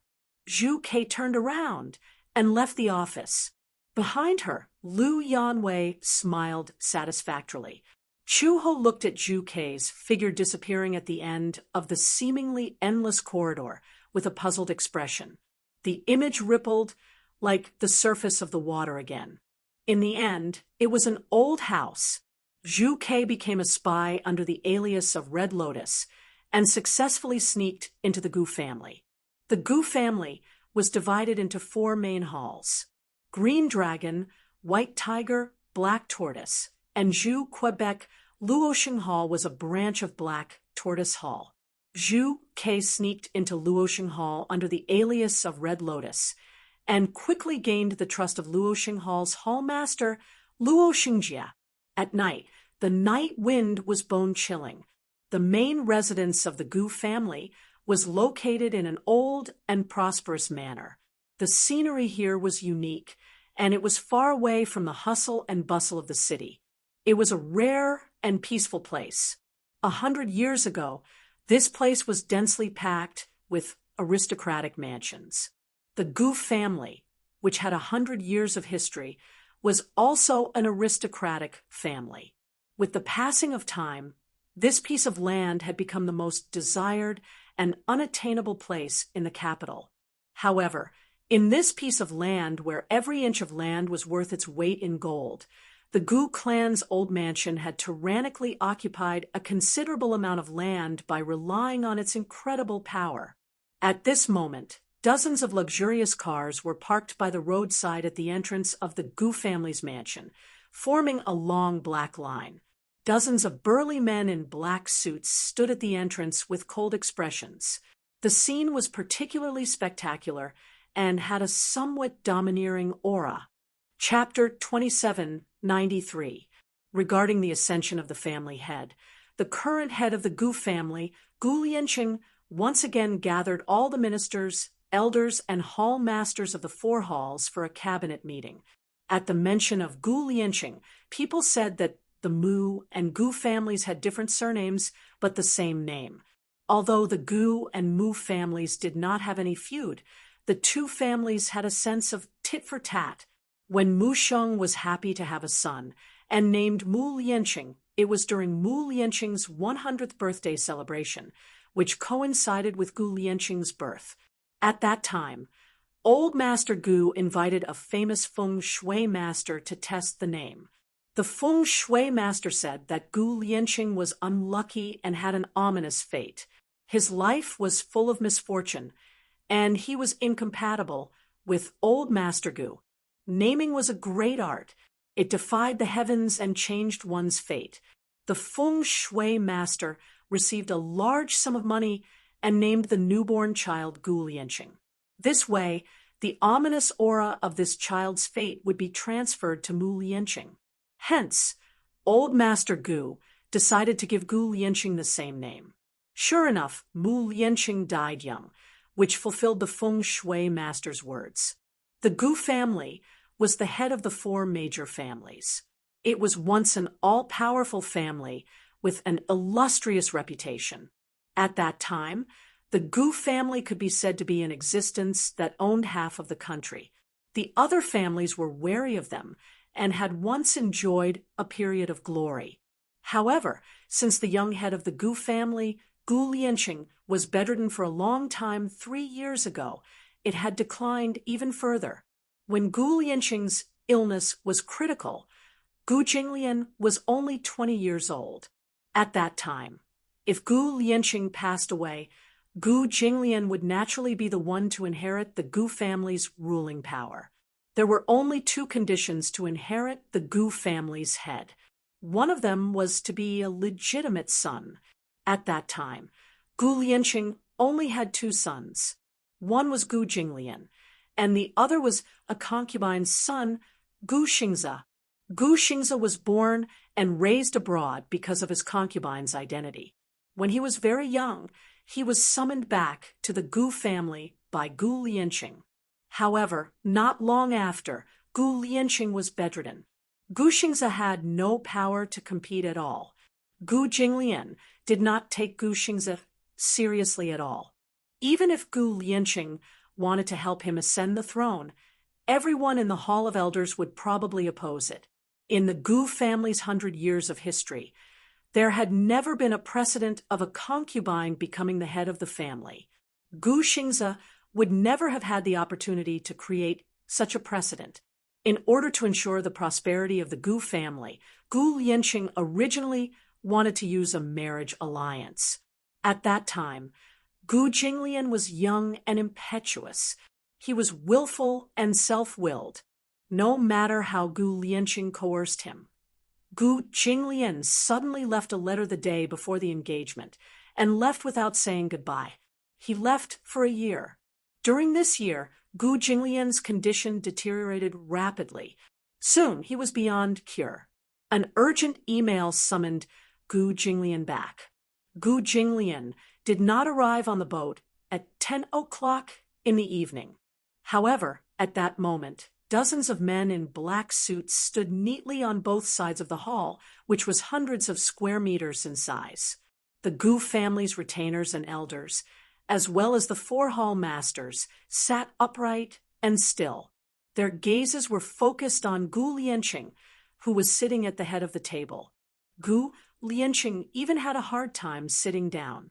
He sat awkwardly on the imperial dragon-carved wooden chair, with a gloomy expression. Chapter 2794. After drinking a cup of tea, he slowly opened his mouth. I've gathered everyone here today for no other reason than that it's time to make a decision. Gu Lianqing paused. To decide on the new head of the Gu family. Beijing, Victoria Harbor. A row of black cars was parked quietly by the harbor. Late at night, everything was silent. The evening breeze of early autumn brought with it a bone-chilling coldness. A few rows of men in black suits stood side by side beside the cars. The doors of the cars were tightly shut, and a lazy figure could be faintly seen through the black rear seat window. Not far away, the sound of horns came from afar. Silver cars drove side by side and stopped at the harbor. A group of men in black got out of the cars and walked towards them. A tall man in a suit walked to the car door, bowed respectfully, and said in a deep voice, "Young master, Luo Xingjie, and the rest are here." The car window slowly rolled down, revealing a handsome and delicate face. Gu Jinglian was wearing sunglasses, but his exquisite facial features could still be seen. They were so perfect that there was not a single flaw to be found. A pair of sharp eyebrows casually raised, and his sexy thin lips curled up wickedly. Just the curvature of his lips revealed the aura of an emperor. It was as if he was born with it. The car door opened, revealing 2 slender legs. The man was wearing slim trousers and a pair of black Baroque boots. He casually put on a black windbreaker and stepped out of the car gracefully. His figure was extremely tall and slender. Even though he was dressed in simple clothes, he was already very charming. However, when Luo Xingjie walked closer, he realized that this man was holding a beautiful and cute ragdoll cat in his arms. Now, this ragdoll cat seemed to be still in a deep sleep. It seemed to be satisfied, and its 4 little paws were constantly stretched out. Its expression was lazy and docile, and it occasionally let out a few childish murmurs. A person as arrogant as an emperor was holding such a petite cat in his arms. The scene in front of him was really a little strange. However, when Gu Jinglian looked up, the coldness that flashed in the corner of his eyes made Luo Xingjie realize that this man was indeed Gu Jinglian. He was slightly startled and suddenly felt that the man in front of him was somewhat unfamiliar. In his memory, Gu Jinglian was cold and taciturn. However, when she looked at the man in front of her again, even though he was silent, his body still emitted a kind of sharpness that could stab people. Zhu Kei, who was hiding among Luo Xingjie's subordinates, raised her head and observed. This was her first meeting with Gu Jinglian. In her memory, when she first met this man, there was a sense of pride that even the darkness of the night could not blaspheme. There were very few words that could accurately describe him. If one had to describe it, then his insufferably arrogant temperament would definitely replace the first impression of his handsome features. Gu Jinglian lazily hugged the cat with one hand and casually stuffed the other into the pocket of his windbreaker. There was a lit cigarette in the corner of his mouth, and there was an elegant smile on his face. He couldn't help but feel a little absent-minded, Luo Xungjie smiled and said, "Young master, why did you suddenly come back? Where have you been for the past year? The family head has been looking for you to the ends of the earth." Gu Jinglian said, "I just received news that father is holding a meeting of the elders' cabinet today to announce the new family head." Chapter 2795. I just came back to take back what belongs to me. Vermilion Bird's heart skipped a beat. This cabinet meeting was called because Gu Lianqing knew that he had been ill for a long time, and that his time was almost up. Therefore, he hurriedly summoned Gu Jinglian back to the Gu family and handed over the power to him while he still had the strength to do so. Although the elders of the Gu family looked dignified on the surface, which one of them wasn't eyeing the position of the Gu family's head covetously, Gu Lianqing's illness hadn't recovered for a long time. Could it really be fate? How could he not know who was the one behind his illness? He had been ill for so long, but his illness was getting worse and worse until he was beyond cure. All the elders of the Gu family coveted the power in his hands. How could he let these people have their way? Therefore, he tried his best to hold on until Gu Jinglian returned and officially announced that he had inherited the position of the Gu family head. Luo Xinghao was ordered to come and welcome him, but Gu Lianqing didn't know that Luo Xingjie already had rebellious thoughts. Luo Xingjie smiled slyly and suddenly took a step back. The men in black surrounding Gu Jinglian all raised their pistols and pointed the black muzzles between his eyebrows. Gu Jinglian's face was calm as he looked at him indifferently. The corners of his lips were still curved in a devilish smile, as if these weapons pointing at him were useless. His thin lips opened slightly, and a cold and charming voice overflowed from his lips. "Luo Xingjie, what do you mean by this? You can't even see that. Today will be the day you die." As he spoke, Luo Xingjie's eyes revealed a sinister and ruthless light. "I didn't expect that the Gu family's eldest young master, who ran away from home more than a year ago, would still have the leisure to care about the Gu family's matters. I am a member of the Gu family. Shouldn't I care about my own family's matters?" Gu Jinglian had a playful look in his eyes. He glanced at the men in black surrounding him and said casually, "Interesting. I didn't expect that you would need to mobilize such a big force to welcome me." Luo Xingjie didn't say anything. Gu Jinglian suddenly curled his lips into a mocking smile and slowly took off his sunglasses. A pair of long, narrow, and enchanting phoenix eyes curved upwards. His deep pupils suddenly flashed a bright and magnificent light, and there was a touch of arrogance and contempt in his eyes. "Looks like someone is even more concerned about the position of the Gu clan's patriarch than I am."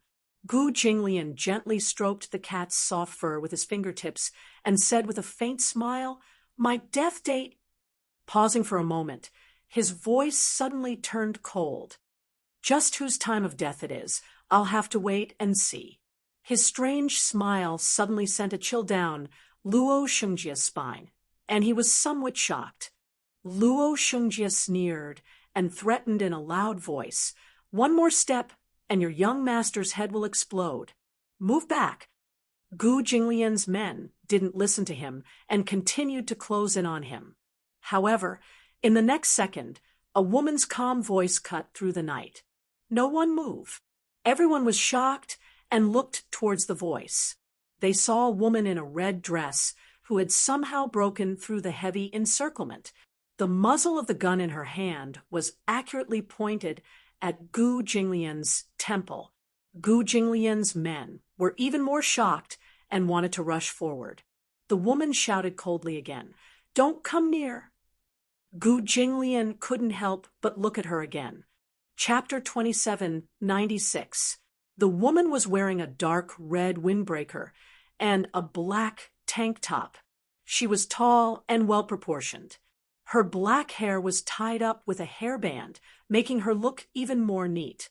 He had never seen a woman who could wear red clothes so perfectly. Not every woman was suitable for Red.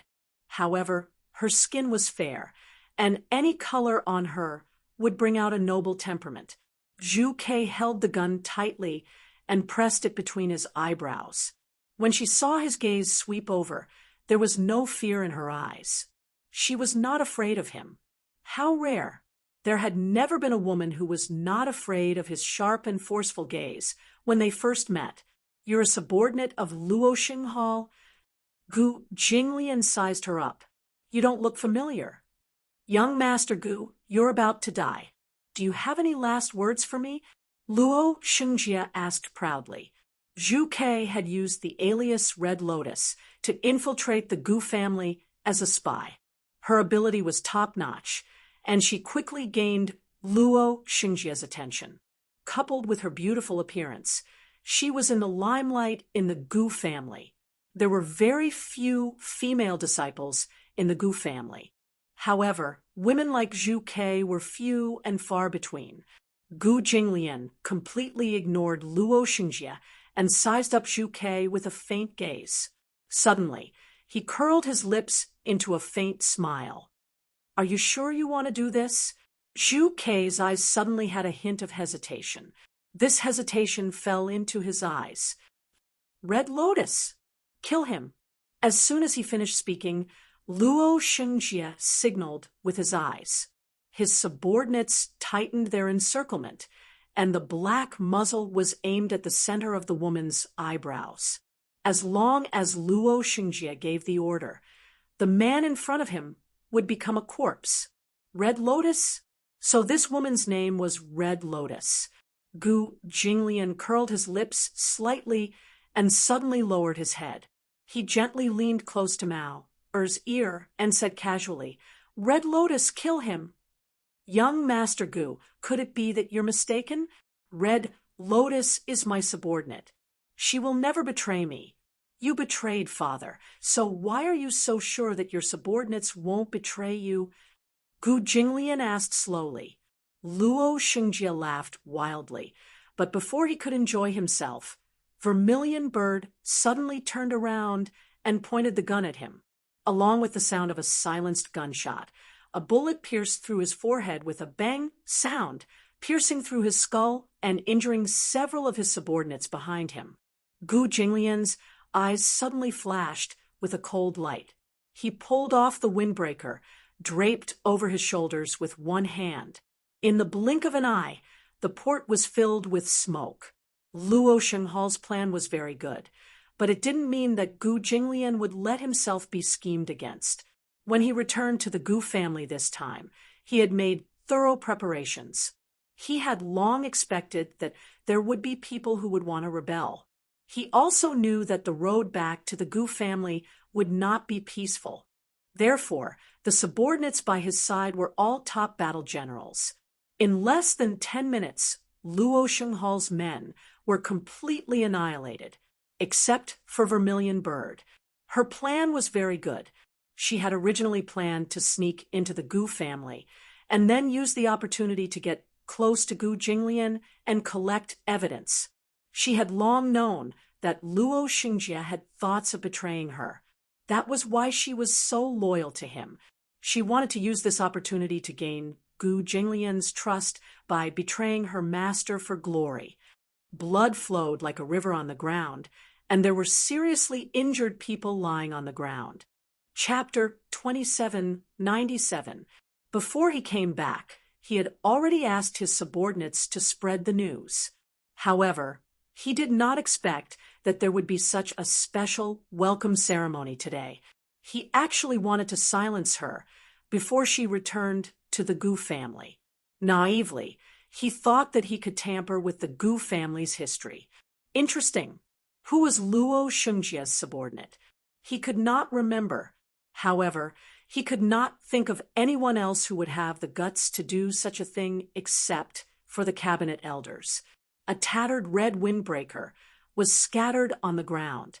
In the chaotic battle, Zhu Kei had been shot in the arm and was slightly injured. Cold footsteps approached. Time seemed to stop at this moment. She looked up in surprise and saw Gu Jinglian standing in front of her. raising his eyebrows slightly. You previously sought refuge with Luo Xingjia. Zhu Ke lowered her head and said bluntly, "Yes, I am a disciple of Luo Shenghao. However, why did you choose me a few minutes ago? Why did you choose to betray Luo Shenghao?" Gu Jinglian asked again, seemingly puzzled. Zhu Ke looked up and suddenly curled her lips. "Because you are stronger than him." "Oh." Gu Jinglian raised his eyebrows, his expression unperturbed. He suddenly sneered. "According to my methods, once any branch of the family has the intention to betray, I should eliminate them completely to prevent future troubles." However, the topic changed, and Gu Jinglian looked at her. "However, I think you are quite pleasing to the eye." Zhu Ke immediately offered her loyalty. "Young master, let me follow you. I am willing to be your loyal subordinate." Gu Jinglian was silent for a moment before he suddenly turned around and said, "Tomorrow you will be glad of your decision." Zhu Ke immediately stood up and looked at his back. "Why?" However, she heard him say, "Because I will destroy all those who have disloyal thoughts to me. I hope you are loyal enough to me. Otherwise, even if you saved me, I will destroy you. Leave no room for negotiation. Otherwise, I will destroy you with my own hands. Leave no room for negotiation." Chu Ho abruptly opened her eyes, and her pupils violently contracted. When she saw the snow-white ceiling, she abruptly sat up on the bed. Her movements were too violent, and she accidentally broke free of the foredrip. There was a retention needle in her wrist. The needle fell off from the retention needle. Blood gushed up and splattered on the white bedsheet. It was very eye-catching. Chu Ho's breathing quickened. She closed her eyes and quickly realized that she had just had a long nightmare. She was suddenly awakened by the dream and had a splitting headache. It was as if her head was about to explode. In the dream, the memories that had been sealed away for 5 years rushed into her mind like a cocoon breaking out. Scenes flashed before her eyes like a revolving lantern. Gu Jinglian, the Gu family, Luo Shenghao, Interpol, Lu Yanwei, Vermilion Bird. Chu Ho clutched his head, which seemed to have been torn apart by something. His eyes were bloodshot and ferocious. Vermilion Bird, Vermilion Bird. This name kept surging in her mind. Finally, it turned into a vivid image in her mind. The memories ran through her mind. Each scene was like a card being read, continuously transmitting data into her mind. Vermilion Bird. This name used to be her code name. She used to be a special agent. Later, she was hired by Interpol and officially became a member of the intelligence division of Interpol's anti-mafia team. Her code name was Vermilion Bird. Chapter 2798. Within 3 years, due to her outstanding achievements, she was promoted and officially appointed as the highest-ranking anti-crime inspector. Vermilion Bird was just a code name. However, in the FBI's records, there were 2 people with the code name Vermilion Bird. One was the senior officer of the Hurricane Group, Vermilion Bird. The other was her, Interpol's anti-crime inspector, Vermilion Bird. In order to distinguish the 2 Vermilion Birds, she was also known as White Bird, while the one from the Hurricane Group was known as Black Bird. Although the 2 of them had never met before, they were often compared. After all, they were both Vermilion Birds. Although one was an anti-crime inspector and the other was a top mercenary in the military, their abilities were on par. If they had the chance to meet, they would definitely be strong opponents. The sound of Chu Ho waking up woke up Meng Qingxue, who was lying next to him. She didn't know when she had fallen asleep. Perhaps she was tired from watching over Chu Ho, so she fell asleep without anyone noticing. She raised her head abruptly and saw that Chu Ho had woken up. She was so shocked that she stood up immediately. "Chu Ho, you're awake." Meng Qingxue was extremely shocked. She remembered the doctor saying that with Chuho's physical condition, no matter how good his physical fitness was, because the wound was on his head, it would inevitably damage his vitality. Therefore, he wouldn't be able to wake up for a while. The blood clot was drained, and the hematoma was crushed. However, there was still a small part of the hematoma that needed time to dissipate. She asked how long it would take for him to wake up. The doctor said that it would take at least one night. However, it was only 7 o'clock in the evening, and he was already awake. Meng Qingxue was scared out of her wits by her sturdy physique. How do you feel?" she asked anxiously. Chuho held his heavy head and asked himself, "Why am I in the hospital? Have you forgotten what happened before?" When Chuho heard this, he couldn't help but recall what had happened before he fainted. The police station, Xiao Baochu. It seemed that he had not slept well for several days and nights. Coupled with excessive anxiety, he had actually fainted. However, when he woke up, he felt that his body had undergone an earth-shaking change. For example, the side of his head was unbelievably painful. However, she was used to enduring pain. No matter how painful it was, she would not make a sound. When she was in the training base, her pain tolerance was extremely high. The doctor said that her reaction to pain was naturally indifferent. No matter how painful it was, to her, it was only about 1/3 of a normal person's pain. Even so, the pain in his head was still unimaginable. The effects of the anesthetic had just worn off. Usually at this time, patients who had also undergone this kind of surgery would not be able to fully wake up. Even if they woke up, they would go crazy because of the pain of the wound. They would even rely heavily on painkillers and tranquilizers. She couldn't help but reach out to touch it, but her fingertips touched a thick layer of gauze. What exactly happened to her? What had happened to her body while she was unconscious? "Don't move." Chapter 2799. Chuho was stunned. She slowly put her hand down and frowned. "Do you have a mirror?" Her voice was colder than she remembered. Meng Qingxue couldn't help but be stunned for a moment. She didn't know why, but compared to the Chuho in her memory, this person in front of her seemed a little unfamiliar. She was cold, and her gaze was deep. She was like the dark queen of the night. Chuho had never spoken to her in such a cold tone. She didn't know if it was because of the surgery, but Chuho's temperament had changed drastically. Meng Qingxue hurriedly brought her a mirror. Chuho picked up the mirror and looked at herself. She realized that the right side of her head was covered with a thick layer of gauze. Her complexion didn't look good, especially her lips, which seemed to be covered with a thick layer of rouge. Meng Qingxue didn't know how she was recovering, so she asked in a roundabout way. "The doctor said that after you recover from the surgery, you might not be able to regain your memory immediately. However, if you recover well, your memory will definitely be fully recovered." Chuho interrupted her abruptly and asked slowly, "How long will it take for me to fully recover?" Meng Qingxue looked confused. She didn't know how much she would recover when she said, "fully recover." "The doctor didn't say when I can be discharged?" "At least after the stitches are removed." "The doctor said that the stitches can be removed in a week. As long as you remove them properly, you should recover faster than a normal person." Chuho heard this and nodded. However, to her surprise, right after Meng Qingxue said that the stitches could only be removed in a week, Chuho obediently lay back on the bed and closed his eyes.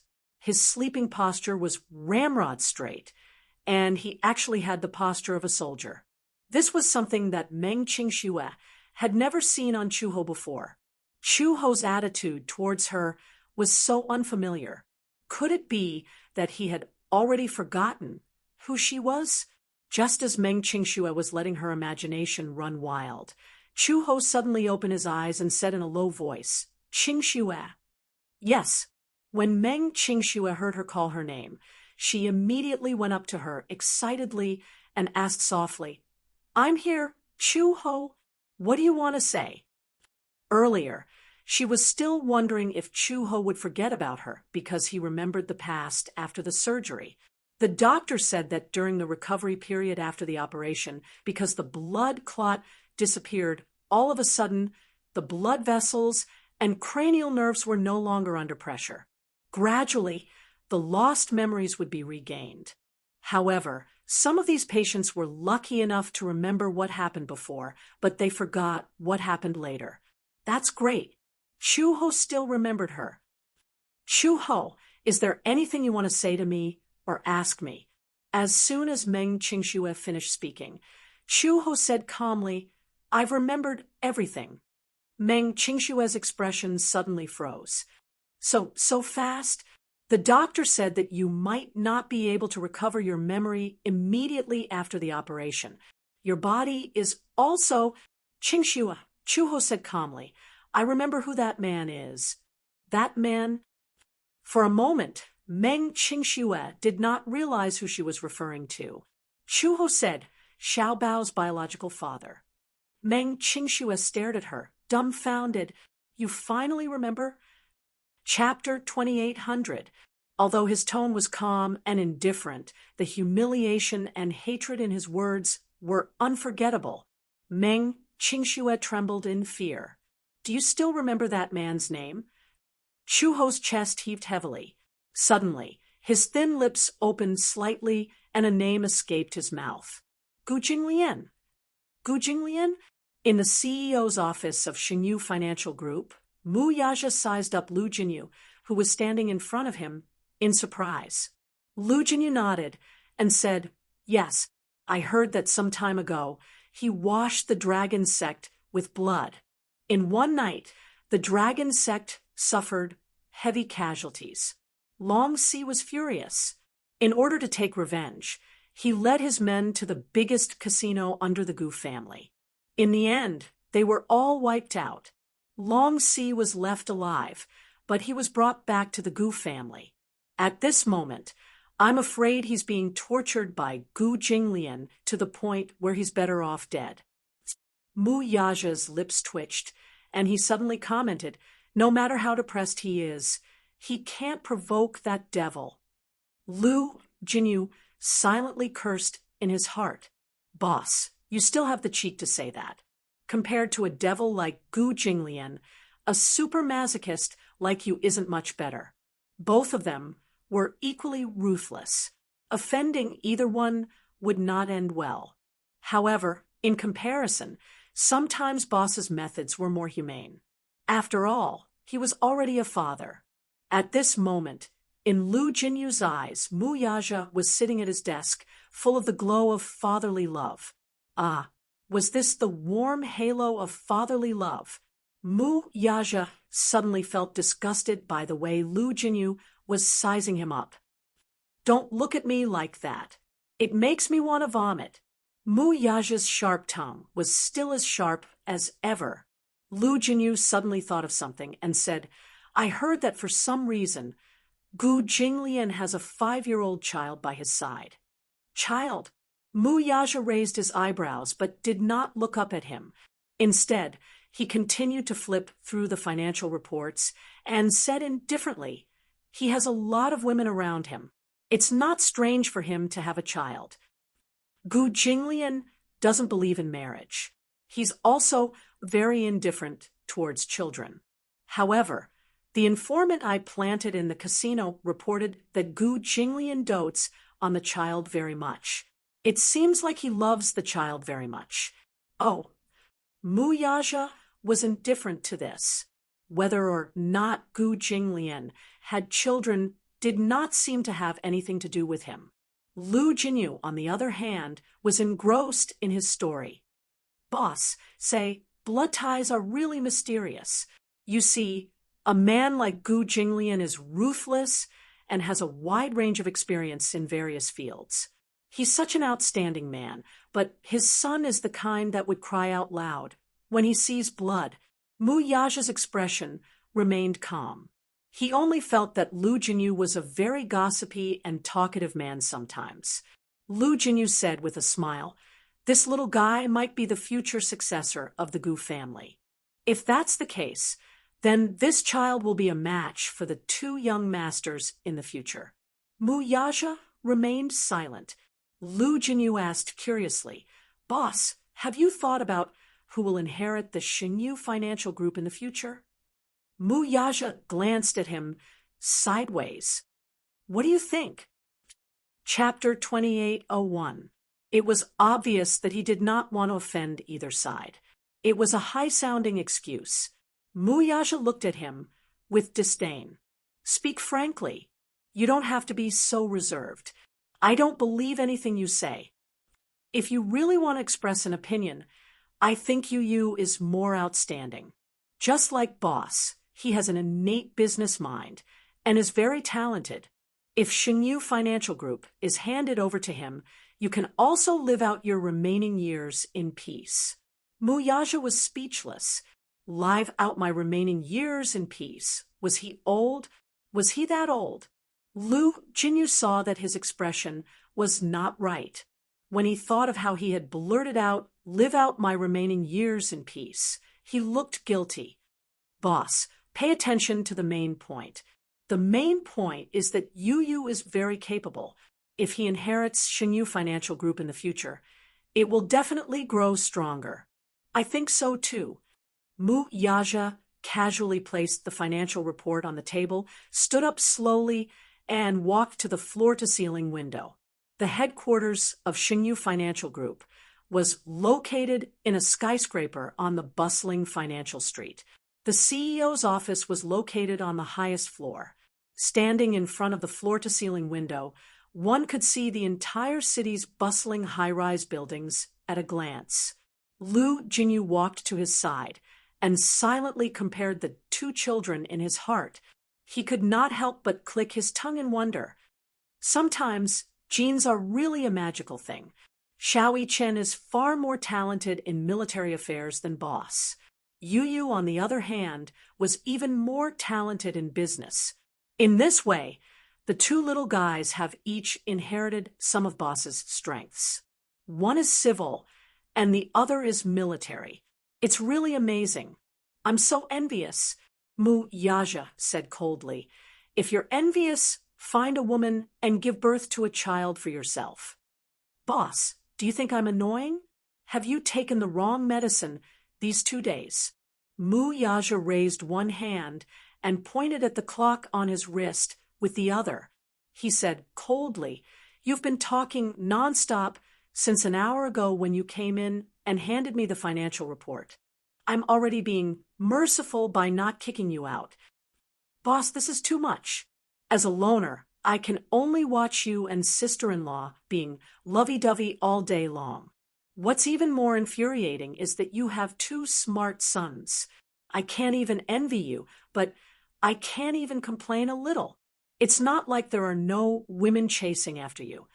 "That's true, but," Lu Jinyu complained, "for the past 2 months, I've been either attending meetings or working overtime. Boss, tell me, how can I find time to date when I've been so busy? You're so busy every day that you don't even have time for a date." He didn't even have time for a date. It was time for a one-night stand. This man rarely had a serious relationship. Perhaps it was because he lacked the patience to deal with women. To him, women were a species that he would only think of when he was lonely. However, he could already tell that Lu Jinyu had only one motive for complaining and nagging so much: protesting against overtime. He snorted, "Continue." Chapter 2802. "But boss, don't you think that I've been working too much overtime recently? I worked for 13 hours yesterday, and I went back and read my emails for more than an hour. With such a high intensity of work, I feel like my body is about to be hollowed out by you. If this goes on, I'm going to be crushed." "You're hollowed out by a woman, aren't you?" Mu Yaja glared at him. Some time ago, Jiang Xin said that he saw Lu Jinyu coming out of a hotel with a hot woman in his arms. He looked energetic and didn't look like he was exhausted at all. Go on. So, boss, do you think you can reduce the amount of overtime I have? Otherwise, I'll be all alone and have to watch you and sister-in-law show off your grace every day and work overtime. It's really not a good life. Lu Jinyu complained in a tearful voice. Mu Yaja glanced at him and suddenly asked, "Then, have you saved enough money to get married?" The corners of Lu Jinyu's lips twitched. No. Then President Mu gave an important instruction. If you don't, then work hard. 3 minutes later, Lu Jinyu walked out of the office dejectedly. Mu Yaja finally sent the devil away. However, he kept thinking about what Lu Jinyu said just now. Who should he hand over the future Xingyu Financial Group to? Lu Jinyu's words were true. Yu Yu's talent in the business field was more outstanding than his. He was even more outstanding than his master. His extraordinary talent was dazzling. If he inherited the Xingyu Financial Group, it would be the best choice. However, he couldn't unilaterally decide Yu Yu's future. In other words, Yu Yu's future should be in his own hands. If he said that again, he would not force his will on the child. Even if he became a teacher, a soldier, an artist, or even a scientist in the future, he wouldn't force him to do anything, because he loved him. He loved these two little guys. Although he was usually not good with words, his fatherly love was deep. He was never good at expressing his love for the two little guys. Instead, he silently protected them and accompanied them. At 4:00, Mu Yaja walked out of his office. Outside his office were Lu Jinyu and Jiang Shen's offices. He left under their resentful gazes. Jiang Shen said enviously, "You're going to pick up sister-in-law from work so early."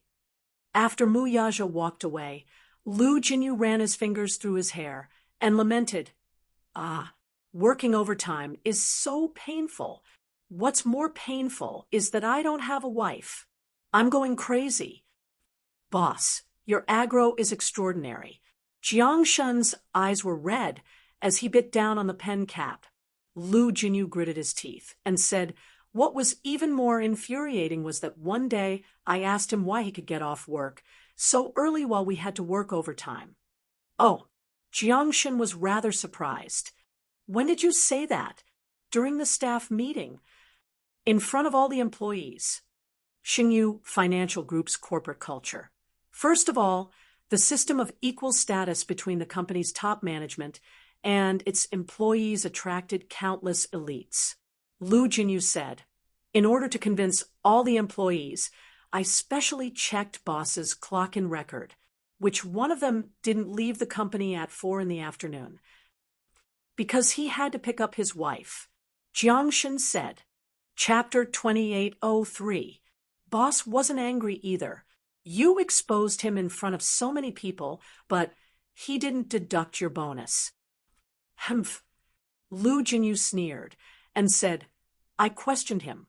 Why is he allowed to leave work 4 hours in advance?" Guess what he said in the end?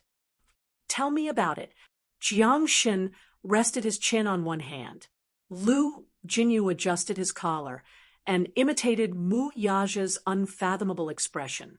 He said coldly, "I start work at 10 p.m. and leave at 6 p.m. However, I'm used to planning my working hours. Generally speaking, I can finish my work before 3 p.m., have a cup of afternoon tea, and then leave the office. Comrade Jinyu, what about you? Starting work at 10 p.m. and taking a 1-hour lunch break? How could he finish such a heavy workload in 5 hours? Most importantly, he could always spare an hour for afternoon tea." Jiang Shen slammed the report on the table. "Boss is a pervert." Mu Yaja drove out of the office. The reason why he finished work at 4 p.m. and left the office early was to avoid the busy traffic. At 6 p.m., the rush hour after work, the roads would be congested. He would usually arrive at the set at 4:30 p.m., then pick up Yun Shishir and leave the set. Based on his driving speed, He would usually be home before 6 p.m.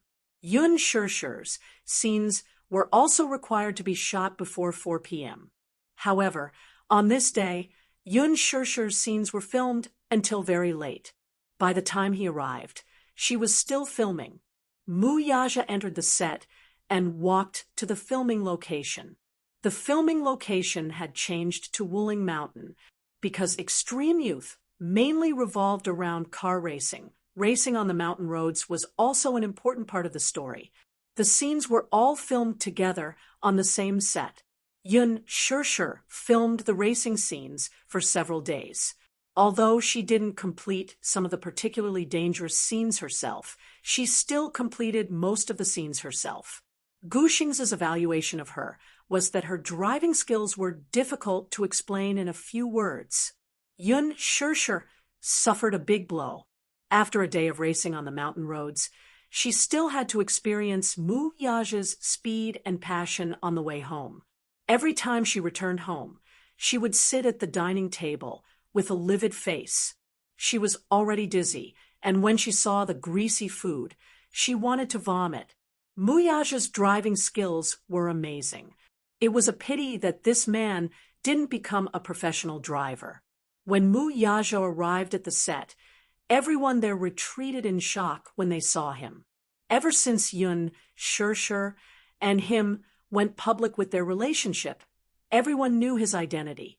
The former overlord of the Mu Financial Group and the current founder of Xingyu Financial Group and Yun Shishir's fiancé. It was just that this man was definitely a gentle gentleman in front of her, in front of the screen. However, in private, a crew member once mustered up the courage to go up and say hello. Mu Yaja suddenly scanned her with a cold light and almost froze her into ice. It was too scary. There was always a sense of keep people away from him. Chapter 2804. When Mushi saw him, she immediately went up to him enthusiastically. Chairman Mu, you're early today. However, Shishir's scenes aren't done yet. She had a few NGs midway, and the filming wasn't ideal. The director had no choice but to cut the scenes and reshoot. Yes. I don't know why. Maybe it's because she's not in good condition. Coupled with the steep mountain roads, even though she took precautions, it was still difficult for her to film the entire day. Maybe she got carsick. Shishir vomited a few times and wasted a lot of time. Vomited? Mu Yaja furrowed his brows. He remembered that she did not get carsick, unless she was in a racer's car. However, if she was driving and recording, many of them would use special effects. They only needed to capture a few moving shots and render them. How could she get carsick at such a slow speed? Mu Yaja could not help but wonder if she vomited because she was not feeling well.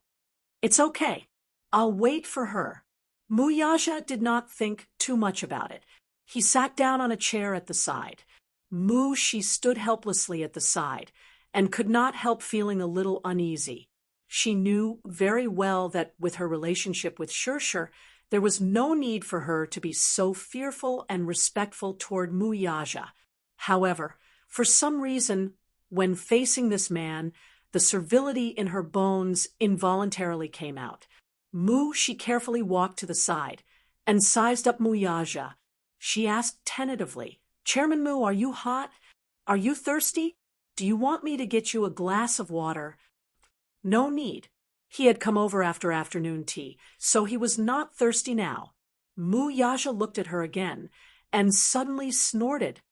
You don't have to be so nervous. Mu, she said nervously. I don't know why, but I feel nervous when I see Chairman Mu. Mu Yaja touched his face and muttered suspiciously, Could it be that I look too fierce? No. She hurriedly waved her hands and said uneasily, Mr. Mu is very kind and approachable when he smiles. He's also very kind to me, but the corner of Mu Yaja's mouth twitched.